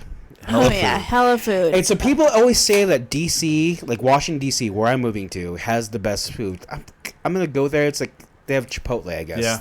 That's fine. So do I have to ship chili to you? Is that happening? There's 505. I already looked into this for Billy. 505 company or whatever. They have little packets of green chili that you can take with you to places and put it on the thing. So we just have to send him the little packets of 505 chili. Well, what I love about here's funny things about Albuquerque. So I used to go to UPS and FedEx all the time. Mm-hmm. And on the wall, which Billy used to work for UPS, on the wall, they have the shipping instructions for green chili. Yes. They do. Yeah. When my parents And- lived in Germany, I was not allowed to ship them green chili. Here's a question. I have a fraternity brother that lives in D.C. And he goes to Hatch Fest. I can have you guys meet. Actually, you've met him before. His name was Duke. He actually came up to the Art Bar show one time. There is definitely a New Mexico community in DC that vibes around the idea of Hatch green chili. Yeah. It's only Hatch. They have Hatch Days. It's called Hatch Days. None of this fucking Colorado shit, but it's about Hatch. It's Hatch Days. There's nothing else but Hatch. And so I can hook you guys up. I know there's people that are like, you got to talk to. But Duke, he came to one of our shows at the Art Bar one time. Oh, awesome. Back in the day. He lives there. And, I mean, he can, he's pretty, I mean, he's in that community, He's libertarian. He's very political. Here's the funny thing about Washington, D.C. In Albuquerque proper, there are 600,000 residents. Okay. Within a 198 square mile radius. Okay. Right. In D.C., it's the same amount of people within a 63-mile radius, or Shit. per like involving like Rio Rancho or whatever the surrounding areas. D.C. has 6.2 million people, Shit. and just D.C. itself having like 700,000 people. It's kind of a small city. Like I don't know, like relatively, DC right? is or here? No, it's a small community where we're living. She's a professor at a prestigious college there, and it's just pretty much just like townhouses and Right. You'll have like Condos. a coffee. Yeah, condos. Let me ask this question: are you gonna play music there? That's a good question. Oh my God! Here is the biggest fact about where I live.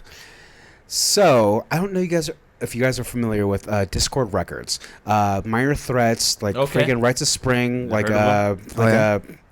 friggin' Fugazi, all come. I'm sorry, Ozzy? Fugazi. I know that's a joke. Come from this place called Discord Records, from Washington D.C. in Beecher Street. Well, you know where Beecher Street is? Where? It is pretty much like a walk from here to the Lomas. Oh, And shit. so, like, there is that Discord house, like, where Fugazi still to this day have their operations out of, right?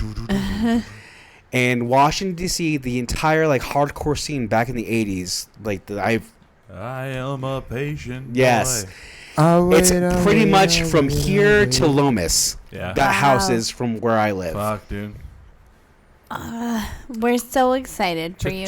And here's okay. So basically, like, we're trying to figure out the geography of DC and like how much walking we're gonna do because we're not gonna own a car in No, DC. you want Right. to. Well, I mean, why would you don't have to. You don't have to. So from the launch pad to the overpass on lead is where my partner is gonna have to walk. So it's a little over a mile. Yeah. So from Your business partner? From the launch pad to our place where Smiley lives in like I guess not Richmond, but Cornell. That is Just the closest. telling people where I live.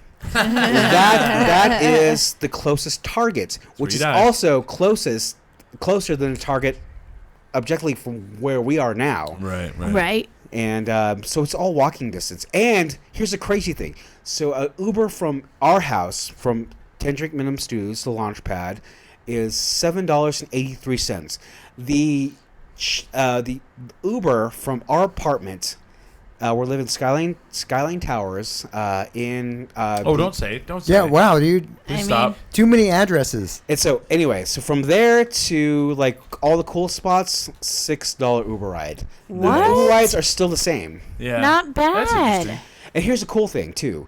Because you think, like, oh, God, DC is so freaking expensive. Like, okay, so, like, we have an idea of, like, buying, like, we call 30 racks. Right. I say, That drives you I nuts. hate the word, But my girlfriend insists on calling it 30 rack.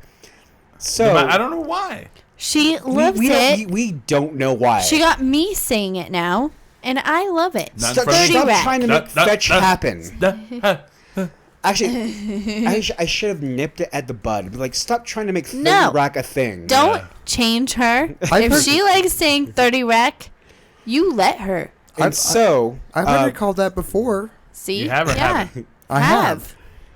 I've heard it before as well. So 30 rack. DC proper would be okay. So toilet paper, like people tell you how expensive it is to live in DC.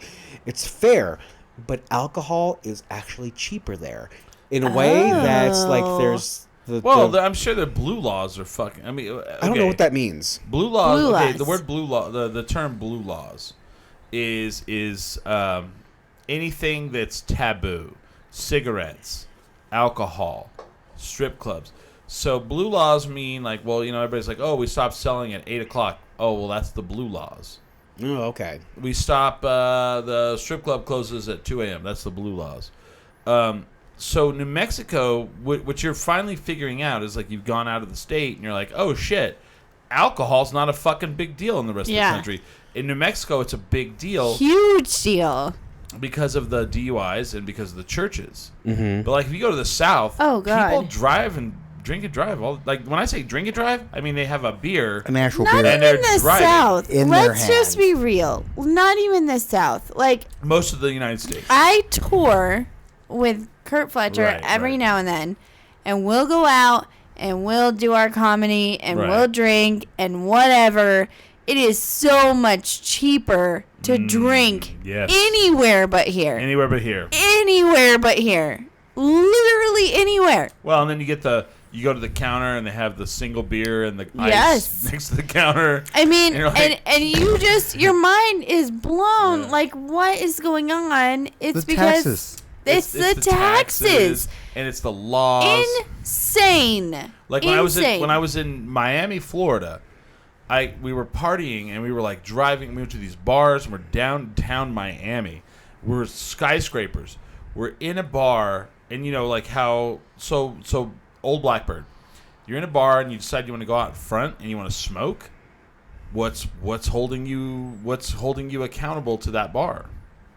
The barrier. The barrier. Yeah. So we're in Miami, Florida. They have none of those. Imagine if like you're at the Old Blackbird and they took the fence out. Right. And you're just standing outside drinking Yep. on the sidewalk, smoking, drinking. They don't care. That's Miami, Florida. Yep. And I kept saying like, "Oh man, we got to go find a package store before midnight." And the guy I was with like, "Yeah." And then finally this dude was standing nearby and he's like, "Why do you got to make it to a package store by midnight?" And I was like, "So we can get beer." And he goes, "They sell beer all night." Yeah. That's We're like the only state. Why do you got to be there, We're like the only state that is like, you have to be there by midnight, but Well, no. you can drink in a bar until 2 a.m. Well, there's like, other ones. Come There's other on. ones that are bad. Oh, yeah, Kentucky, but- Western Kentucky. When I was there, the bars closed at midnight, and you couldn't buy packaged liquor at all. Lame. But that had nothing to do with churches. That was all to do with the bootleggers. Oh, yeah, absolutely. I'm from the But- South, and Yeah. like honestly, Yeah. they have complete Yeah. you just Yeah. counties, dry counties. Okay, Dry County, Chris. yeah. Okay, so you were in Vegas recently. Yeah. So could you buy Oh, you get my 12 alcohol handles whenever. of Tito's at 5 a.m.? Oh yeah. Yeah. I mean, Here- Vegas is like, Here's whatever. what tripped me out. Like I knew it was pretty liberal, and I hadn't been there in 20 fucking years. So I mean, things change, things don't. Here's what was really liberal was the fucking weed laws. What? Really? Really? Oh yeah. It's legal there. Oh. No. It's legal there, but it's fucking more legal than Colorado legal. Oh. Is it Like- like going to Toronto, where people are just on the street? Oh yeah. Dude, there was fucking weed smoking everywhere. So much so they're talking about weed delivery. Ooh. It's about to it's so close to happening. I didn't talk about this. I don't a lot. want to be super excited about this, but I am super excited about. Wait, weed delivery? Yeah, like Uber Eats, but for weed? Oh, dude, okay. Yes. So I was sitting behind a self-driving car, Yeah. and I asked. So Oh yeah, you were telling me here's about the best this. shit about this. I asked. So I'm a like I wish I need to figure out how to like put a camera and a microphone myself. When I get into an Uber with people, I'm a talker. Yeah. So I learned a lot of things in Vegas. So one of the things I learned is they have self-driving cars, and I asked about it. That's weird. So they're not legal. Self-driving cars are not legal. So they have a person in the driver's seat. They are not touching the steering wheel. They're not touching the pedals. They're just sitting there. And these companies are testing this out in Las Vegas, and the local government's like, well, you have to have someone in the driver's seat. I'm sorry, that's just how it is. And they're like, that's fine. And we're going to do that. And we're going to do that as long as it takes until we prove it to you that we're viable. So they've done it for 6 months. No accidents. Wow. No accidents. And so I'm like, when is the self-driving weed delivering car going to happen with the Domino's pizza? I'm not going to lie. Here's the deal. Sometimes, I really want to get high and have a pizza. Fuck yeah, man. If somebody could deliver it, that'd be great.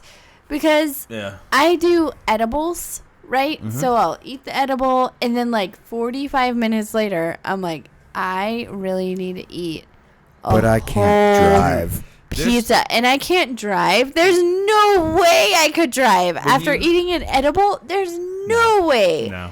And so if I could just have Uber Eats. Dave Vante is listening to the show right now. That he lives in D.C. What? Nice. Yeah, Duke. You need to be friends with Duke. You need to be Well, friends. Duke, the thing is, I have so many contacts now. Dan Mayfield gave me one. I need to email her back. I have clearly. Actually, here's a great fact about DC: is there is a Navajo brewer who lives in DC who makes a beer called the Code Talker, and I have to freaking have that beer. You need to try it. I need to have it. The thing is, like, we live in the most bougie part of DC. Of course, you have like the like the downtown area, like where the stadiums are. Like you have the National Mall. It's out. It's pretty much up. He said, "Yep, you gotta be friends."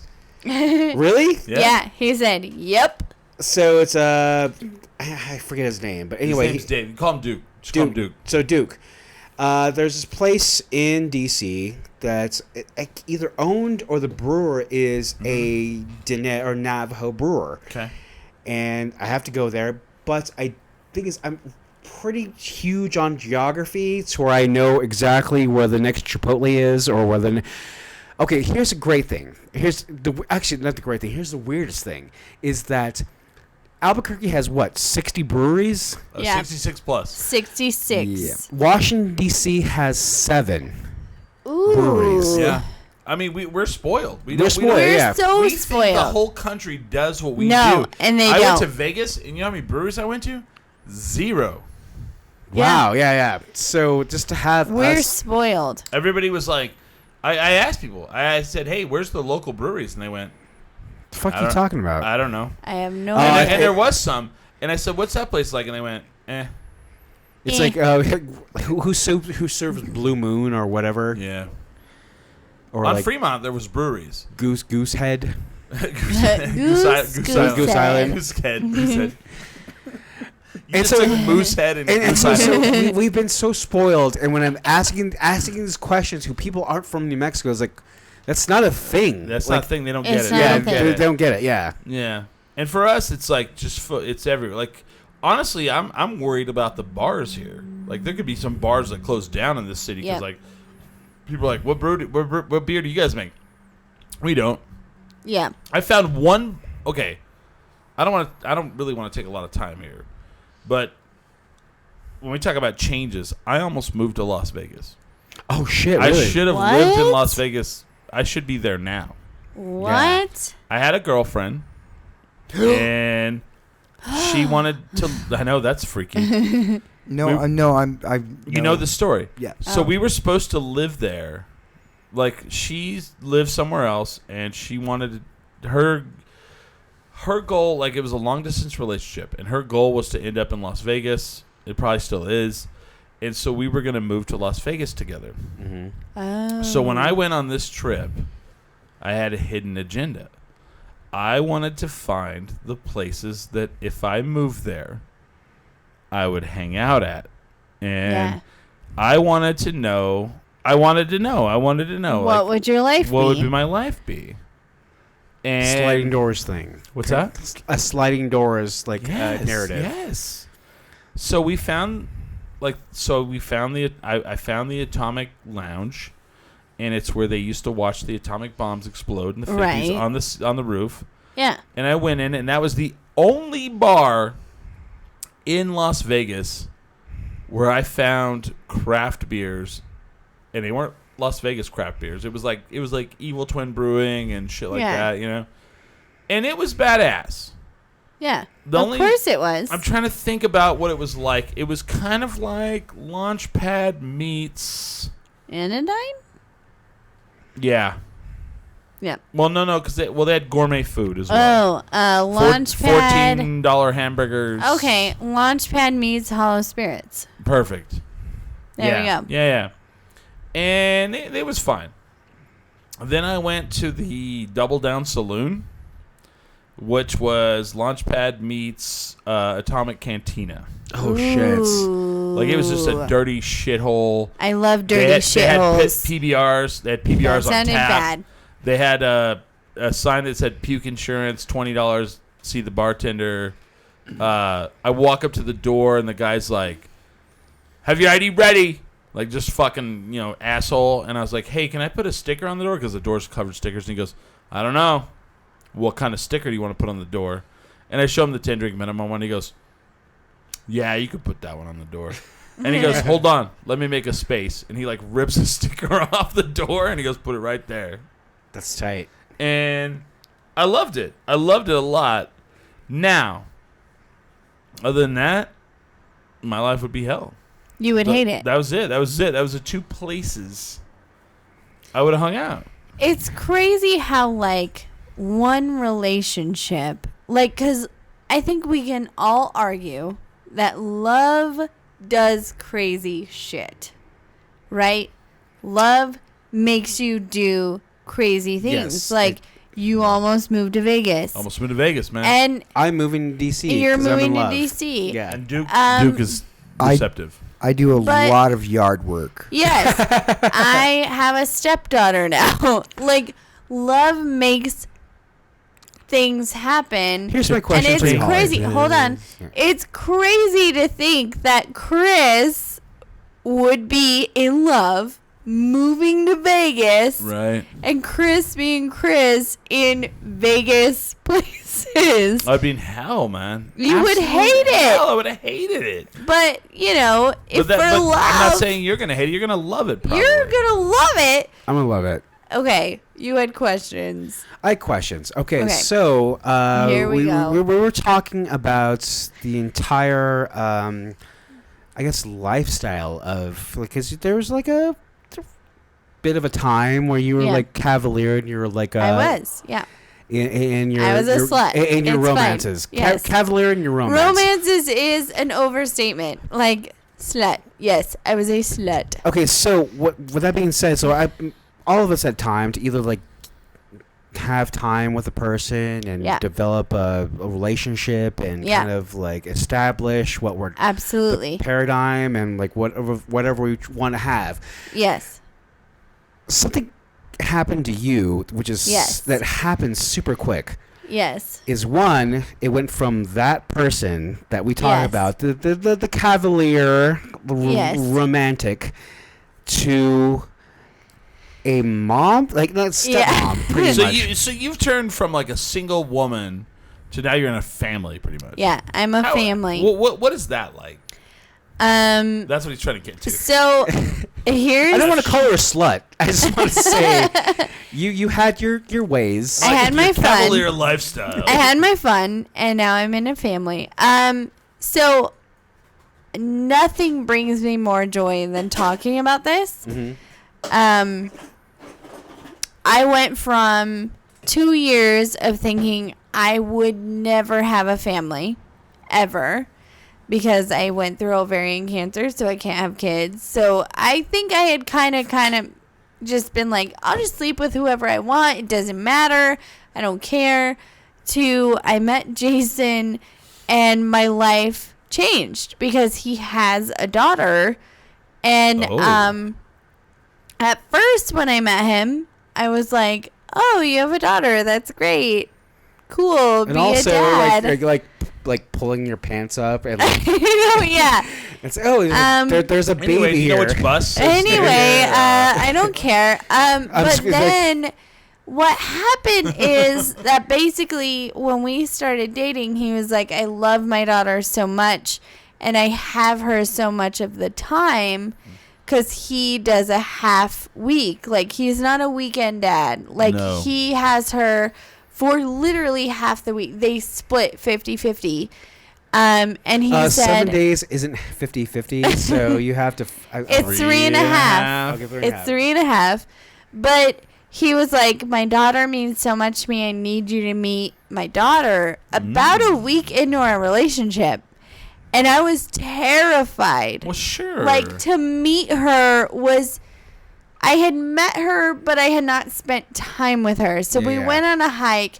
I was scared shitless because I had convinced myself when I found out I couldn't have kids that I didn't want kids, that kids annoyed me, that kids are annoying, that kids are awful. And I went on this hike with him, and me and her just connected. And it was crazy. Like, we go on this hike, and I just loved her. Like, I can't even explain to you the amount of love because it's different. It's not any other kind of love except for, like, the purest form of love, right? Because she's a kid. She has no expectations of me. She just likes being around me. But also, there's like. But she doesn't because she's 3. Right. So, like, for her expectation is, if I'm thirsty, you're going to give me some water. And that's really not that much. I'm going to be honest with you. I don't know a lot about children. But if she didn't like you, I think she'd tell you. Oh, yeah, no. Our stepdaughter, well, my stepdaughter, his daughter, she will literally tell you she hates you. Yeah. Like, it's not a big deal for her. You should take that as a big deal, not just like she wants water from you. It was a huge deal, and Jason was like, oh my God, like, you guys are getting along, this is great. You like kind of the worst person ever. That's, I mean, it's not we're far using off. real names now. Yeah, I mean, whatever. It's fine. She's given up on the hamster. I've given up. But it was crazy because I think for me it was scary. It was so scary. I felt like I wasn't maternal. I didn't know what I was doing. Yeah, I do not see you as maternal at all. Yeah, no. So just, a lot of people did not see me as maternal. I'm pretty sure they made a lot of sitcoms and/or comedy movies of people who were like, not maternal. Yeah. Their life was going one way until they met their biggest challenge. And you know what? It's so true. Like, the thing is, I think there are a lot of people in my life who the last thing they expected me to do was to be a stepmom and embrace it. Like, she was a comedian. She was a comedian and a slut. And had the world in her hands. Oh, yeah. And this little girl has changed my life. Like, it's crazy how much you fall in love with a kid because it's pure and it's unadulterated. Like, it's literally like, if they love you, what are you going to do? Like, you can't not love them. Right. Because if they love you, it's you just go around kicking puppies. I know, right? Like, am I gonna go kick puppies instead of being like humorous and making people happy? You kicked a puppy, and I heard about it. Oh, I know. I would never kick a puppy. So the transition itself was hard, or it was it made sense and easy because is it hard? Not was it? So I'm gonna be really honest. If that's okay. She shits herself all the time, and you hate it. She shits herself. No. She's a shit peer. No, huh? no. At first, it was terrifying because, like, oh God, like, if he loves me and I love him, but his daughter hates me, this isn't gonna work. So that happens all the freaking time. Yeah, and I felt a lot of pressure, but we bonded pretty much right away. But it's not easy. It's not easy. And that's okay because I love both of them enough that if it's not easy, it's okay. Yeah. But you know, my life has had to change. My life has had to change quite a bit. And so, whereas like a lot of my friends are going out and partying on the weekends, if I get time with him and the baby, This is why I don't see you enough. Right, You're I not know. You're not partying with So when us. this happens, yeah.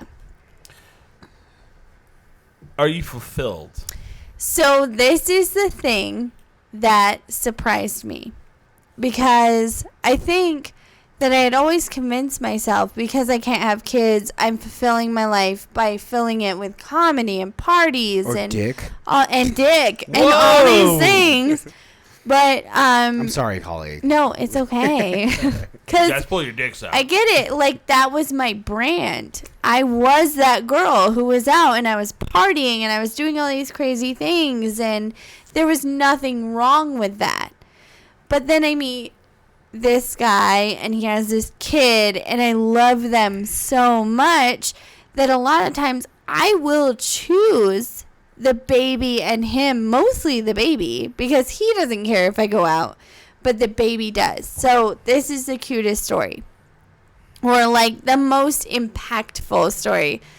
I had a show last weekend after Hemp Fiesta. So I went to Hemp Fiesta at 9 a.m.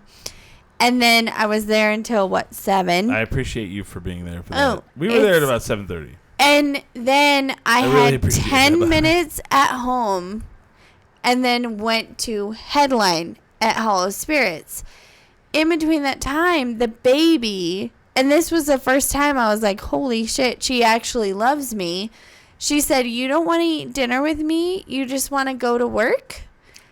And I was like, oh, baby. Oh, it gets worse. And then all of a sudden, you're like, yeah, like a doctor. Oh, no. You didn't even. It want to eat gets so dinner much with me? worse. It gets so much worse. So I said, no, baby, I would rather eat dinner with you, but I have to go work. And she said, please don't leave me. And I cried. And I had never felt that because I thought I would never feel that. I thought I would never be a mother. I thought I would never have a child in my life.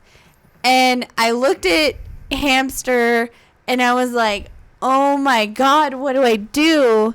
And he was like, you go, because we want her to see you working towards your dream. We want her to know that it's okay to go and do what you need to do. But I am not kidding when I tell you that the whole way from home to Hollow Spirits, I cried my eyes out. I want to say that guy's kind of holding you back. No, he's the best because he wants me to do what I need to They're all do. cats in the cradle. That's Oh, his little God. cat right now. And that's what I felt. Like, I was Tearing just up like, right now. Stop. I know. It was horrible and it hurt. But the thing is, the next morning, she was so happy that I was there and it was fine. Like, when I tell you guys that my life has changed, I mean, my life has fucking changed. Like, a year ago, I would rather be at a comedy show than anything else. And now I would rather be eating dinner with my family. Okay, so Then- here's a funny story about Holly. Yeah. Like, we had been partying all night, and Yeah. on this couch to my right, we ordered Uber Eats we McDonald's. did. Yeah. Chris was Yeah, so no. mad. Yeah, Because I got fries in the couch. I bought that couch. That's the first couch. Okay. That's the Nice first couch. couch I've ever bought that I didn't fucking find on Craigslist. On I the didn't- street. I didn't have some motherfucker. I was like, we didn't stop the car and throw it on top of the truck. I went to the fucking store and I paid them extra. I bought it. I paid them money to deliver it. And I was, and I could have went and picked it up, but I was like, I want. This And I delivered left French fries in the in couch. the cushion. So this is like when we say that I am going through a change, like my life has changed so much because I'm all of a sudden like And this isn't Oh, you don't want French fries in your cushions? I mean, okay, Chris, have you ever lived with a 3-year-old? You have all kinds of things in your cushions. Yeah. French fries is fair. the least of your Well, worries. that's fair. Well, that's fair. But I live with you guys, which was like the adult 3-year-olds. Yeah. I'm an adult 3-year-old. But I think a lot of the people around me have seen the change and they're happy. And I thought everybody was going to be so mad at me because oh God, I'm choking up. But I thought I was always going to be this comedian idiot who I'll show up to every party and I'll be the person. And now it's like, no, I have to go to the zoo with my family in the morning. And I never thought I would have that, and I always wanted it. So for me, this is like a huge deal. I'm very proud of you. Aw, thank you. That's what I've been doing this week, too. Thank you. And I was so scared that my friends, especially like you guys, because I'm like on the podcast and you guys go and do fun things. Like you guys go to house parties and all this stuff. And I will always choose my boyfriend and my stepdaughter over anything else. Mostly the stepdaughter. Selfish. I know. Shit, that's fine. Mostly the stepdaughter, though, because until you have a 3-year-old telling you, please don't leave me, you have no idea what guilt is. Okay, here's the funny thing about that, and I'm going to explain this to you. Our friend group, much like the fact, I'm gonna pull this back, and I'm speaking for a lot of people right now. And if they disagree with me, that's fine. But I don't think they do. When Billy's like moving to DC, I'm like, yes, we all agree that's a good thing. It's a good idea. Agree. I've only met a couple of people who are like, no, Billy shouldn't do that. And then I've kind of like set a couple of people straight. It's like, I'm like, you need to shut the fuck up and you need to fucking be supportive. Oh my God, I'm tearing up now. Oh. And they are. They got it. I mean, younger people don't understand. Mm-hmm. Now, with you and your boyfriend, I'm going to sit and talk for these two guys. I can't imagine us disagreeing on this. If, like, I've never been like, Holly, if you need to come out to this party, and you're like, well, I'm with Jason and my boyfriend, Jason and his daughter. And the baby. And we're not like, oh. We're like, oh, okay, that's fair. You should be doing You that. guys are so and supportive. That's how we feel. Yeah. Because you guys see how happy I am. Like, Yes.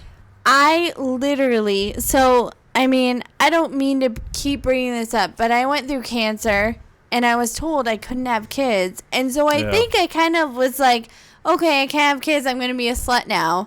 Like, I'll do whatever the fuck I want. And then I meet this guy. And not only is this guy amazing and he has an amazing daughter, but he's so supportive of my career, of our podcast, of everything. And that's really what you need. And I need that. And then on top of that, he has this built-in kind of family. And I thought I was going to be so horrible at being a stepmom.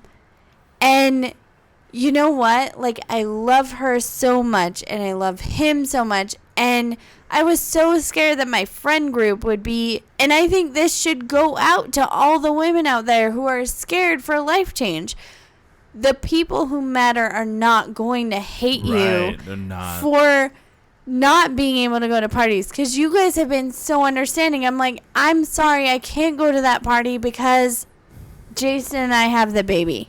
Yeah. And you guys are like, we're so happy for you. We love that this is you. Right. And this is you now. Right. And I think you guys just know, like, this makes her happy. Mm-hmm. And this is a thing. Yeah. And it would be different if, like, my boyfriend forced me into it and I hated it. No, we would tell you.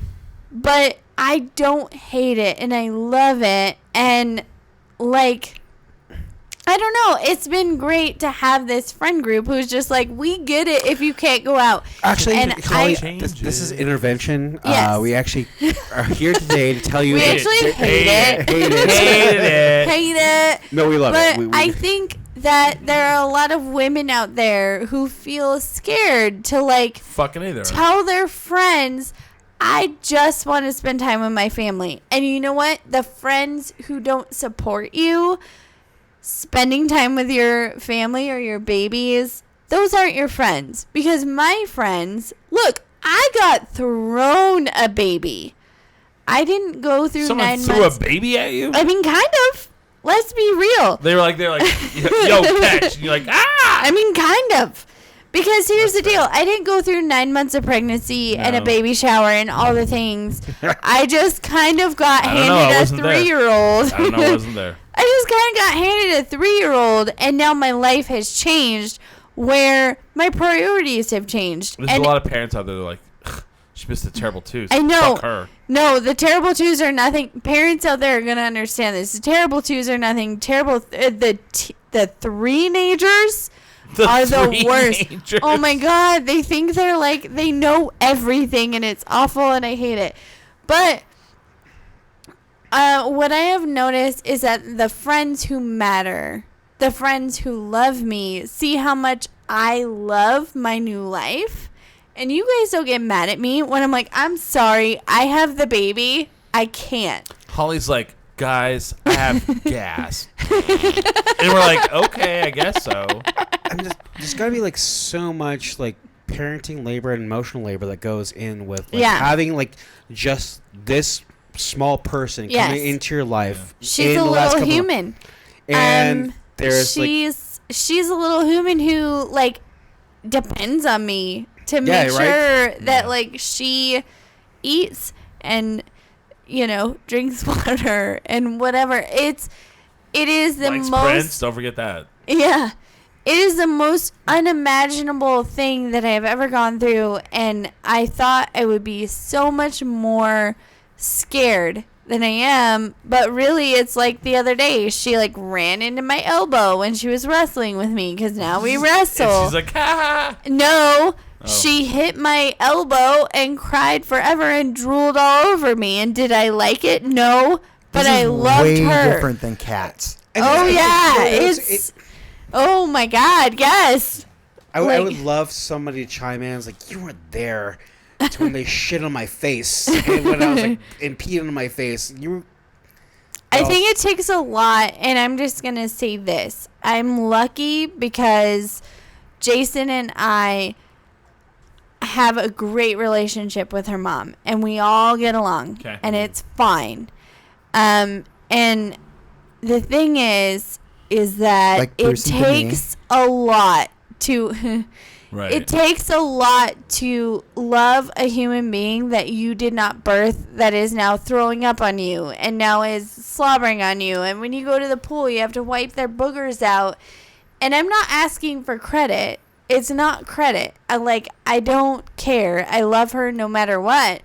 But it is the weirdest, most amazing thing I've ever gone through is loving a human being that needs everything from you, and I did not give her They're like, I can birth. barely do anything. It's but pretty cool. much Yeah. like my I'm mad at relation- you that it's you pretty don't much have my it. relationship with Chris for the last 7 years. I mean, yeah, sure. What the fuck? You know? just taking care of him, rubbing his burgers. Yeah, and like, I Oh, mean- Billy, I can't cut this. You have to cut them It's out. like chicken fried steak It's needs to be cut. crazy. I Son of a just need bitch. red chili and hash browns. Yeah. It's crazy. But I think there's a shit. lot I can write jokes about, and I do, and there's a lot that needs to be said for Yeah. people who not only like love a little human that is difficult, but that can accept the mother of that little person. Like, I love her mom. Her mom is amazing. Her mom is a farmer, and her mom's great.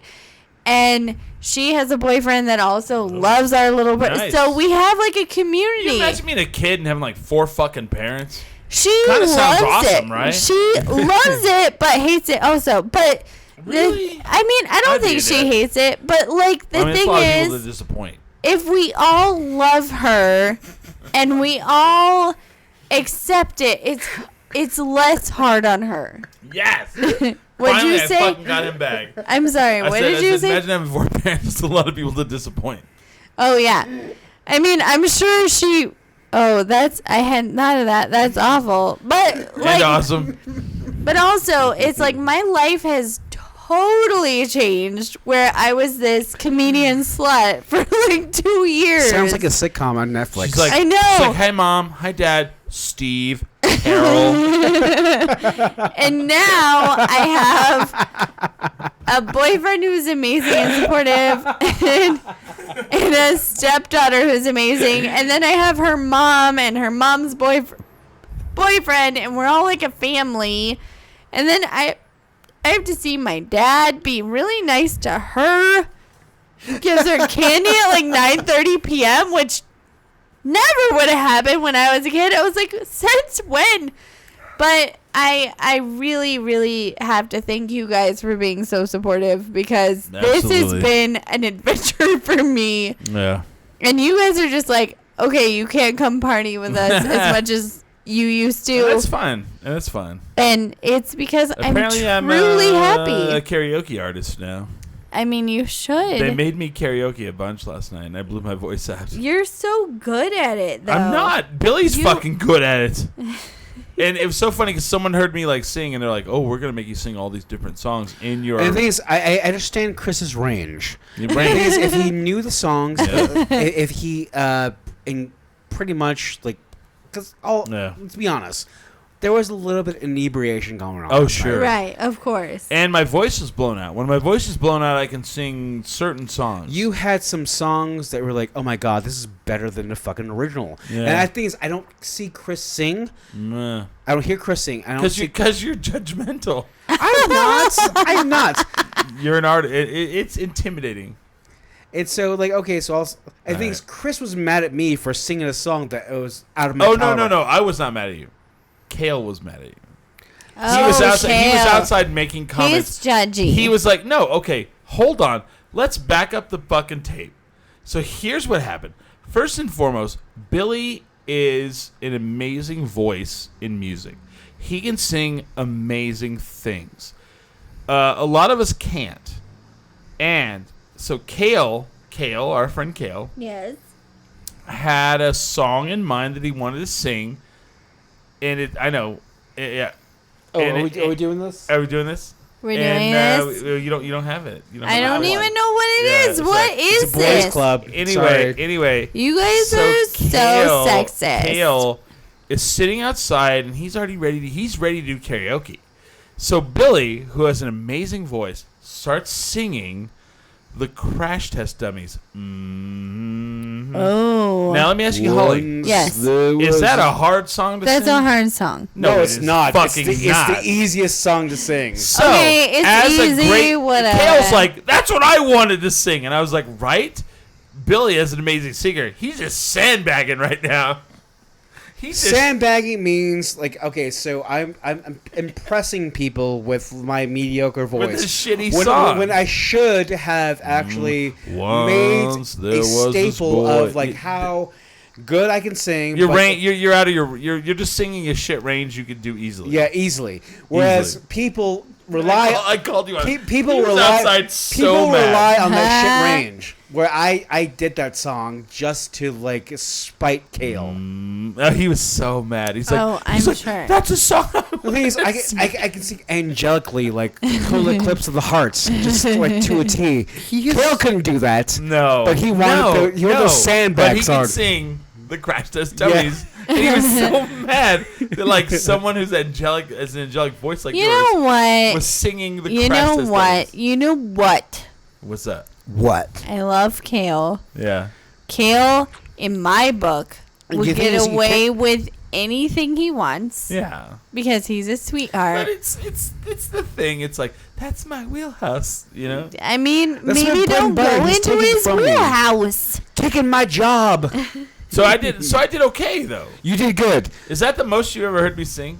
That's. I've never heard you sing. Oh, you haven't. I mean, first of all, kind of, you but will not never really. get Chris out on the freaking karaoke mic.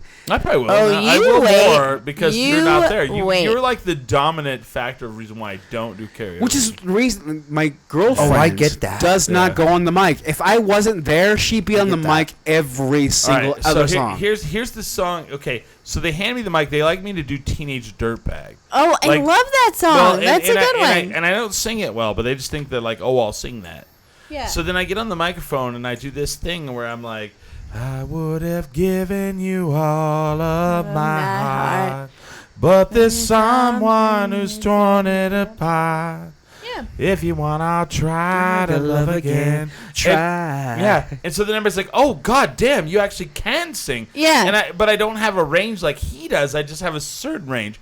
And Right. last night I had the raspy, like blown out voice range. Also, I made the mistake of putting the Sheryl Crow key That was terrible. as opposed to the Rod Stewart but key. I did do the Princess Bride song pretty Yeah, well. yeah, that was great. Yeah. Do you know the Princess Bride Chris song? I has a do. great tone, and he actually has pitch, like Yeah. cognizance. Well, I used to don't sing doubt it. Okay, so my musical singing, I wasn't just like I'm a guy that likes to sing. I was actually in choir from 7th to 9th grade, and then when I moved to Grady, I joined. The reason why I joined a church was so I could sing in the choir. Ooh, Right. shit. Like Titus Andromedon. Yeah. Yes. So then, like, my favorite is like the Princess Bride. My love is like a storybook story, That's such a but good it's song. as real as the feeling I feel. And like people are like, I don't know this song. I'm like, you've never seen the fucking Princess Bride? How have you never seen that? How do you not Boy, know that and song he by was a heart? hero. He lived this life for the love of a woman, you know. And so then Yeah. everybody was like, ooh. And so then they kept picking songs that they wanted to hear me sing. Oh. And it just blew my voice out this morning. I was like just so gone. But I had so much fun.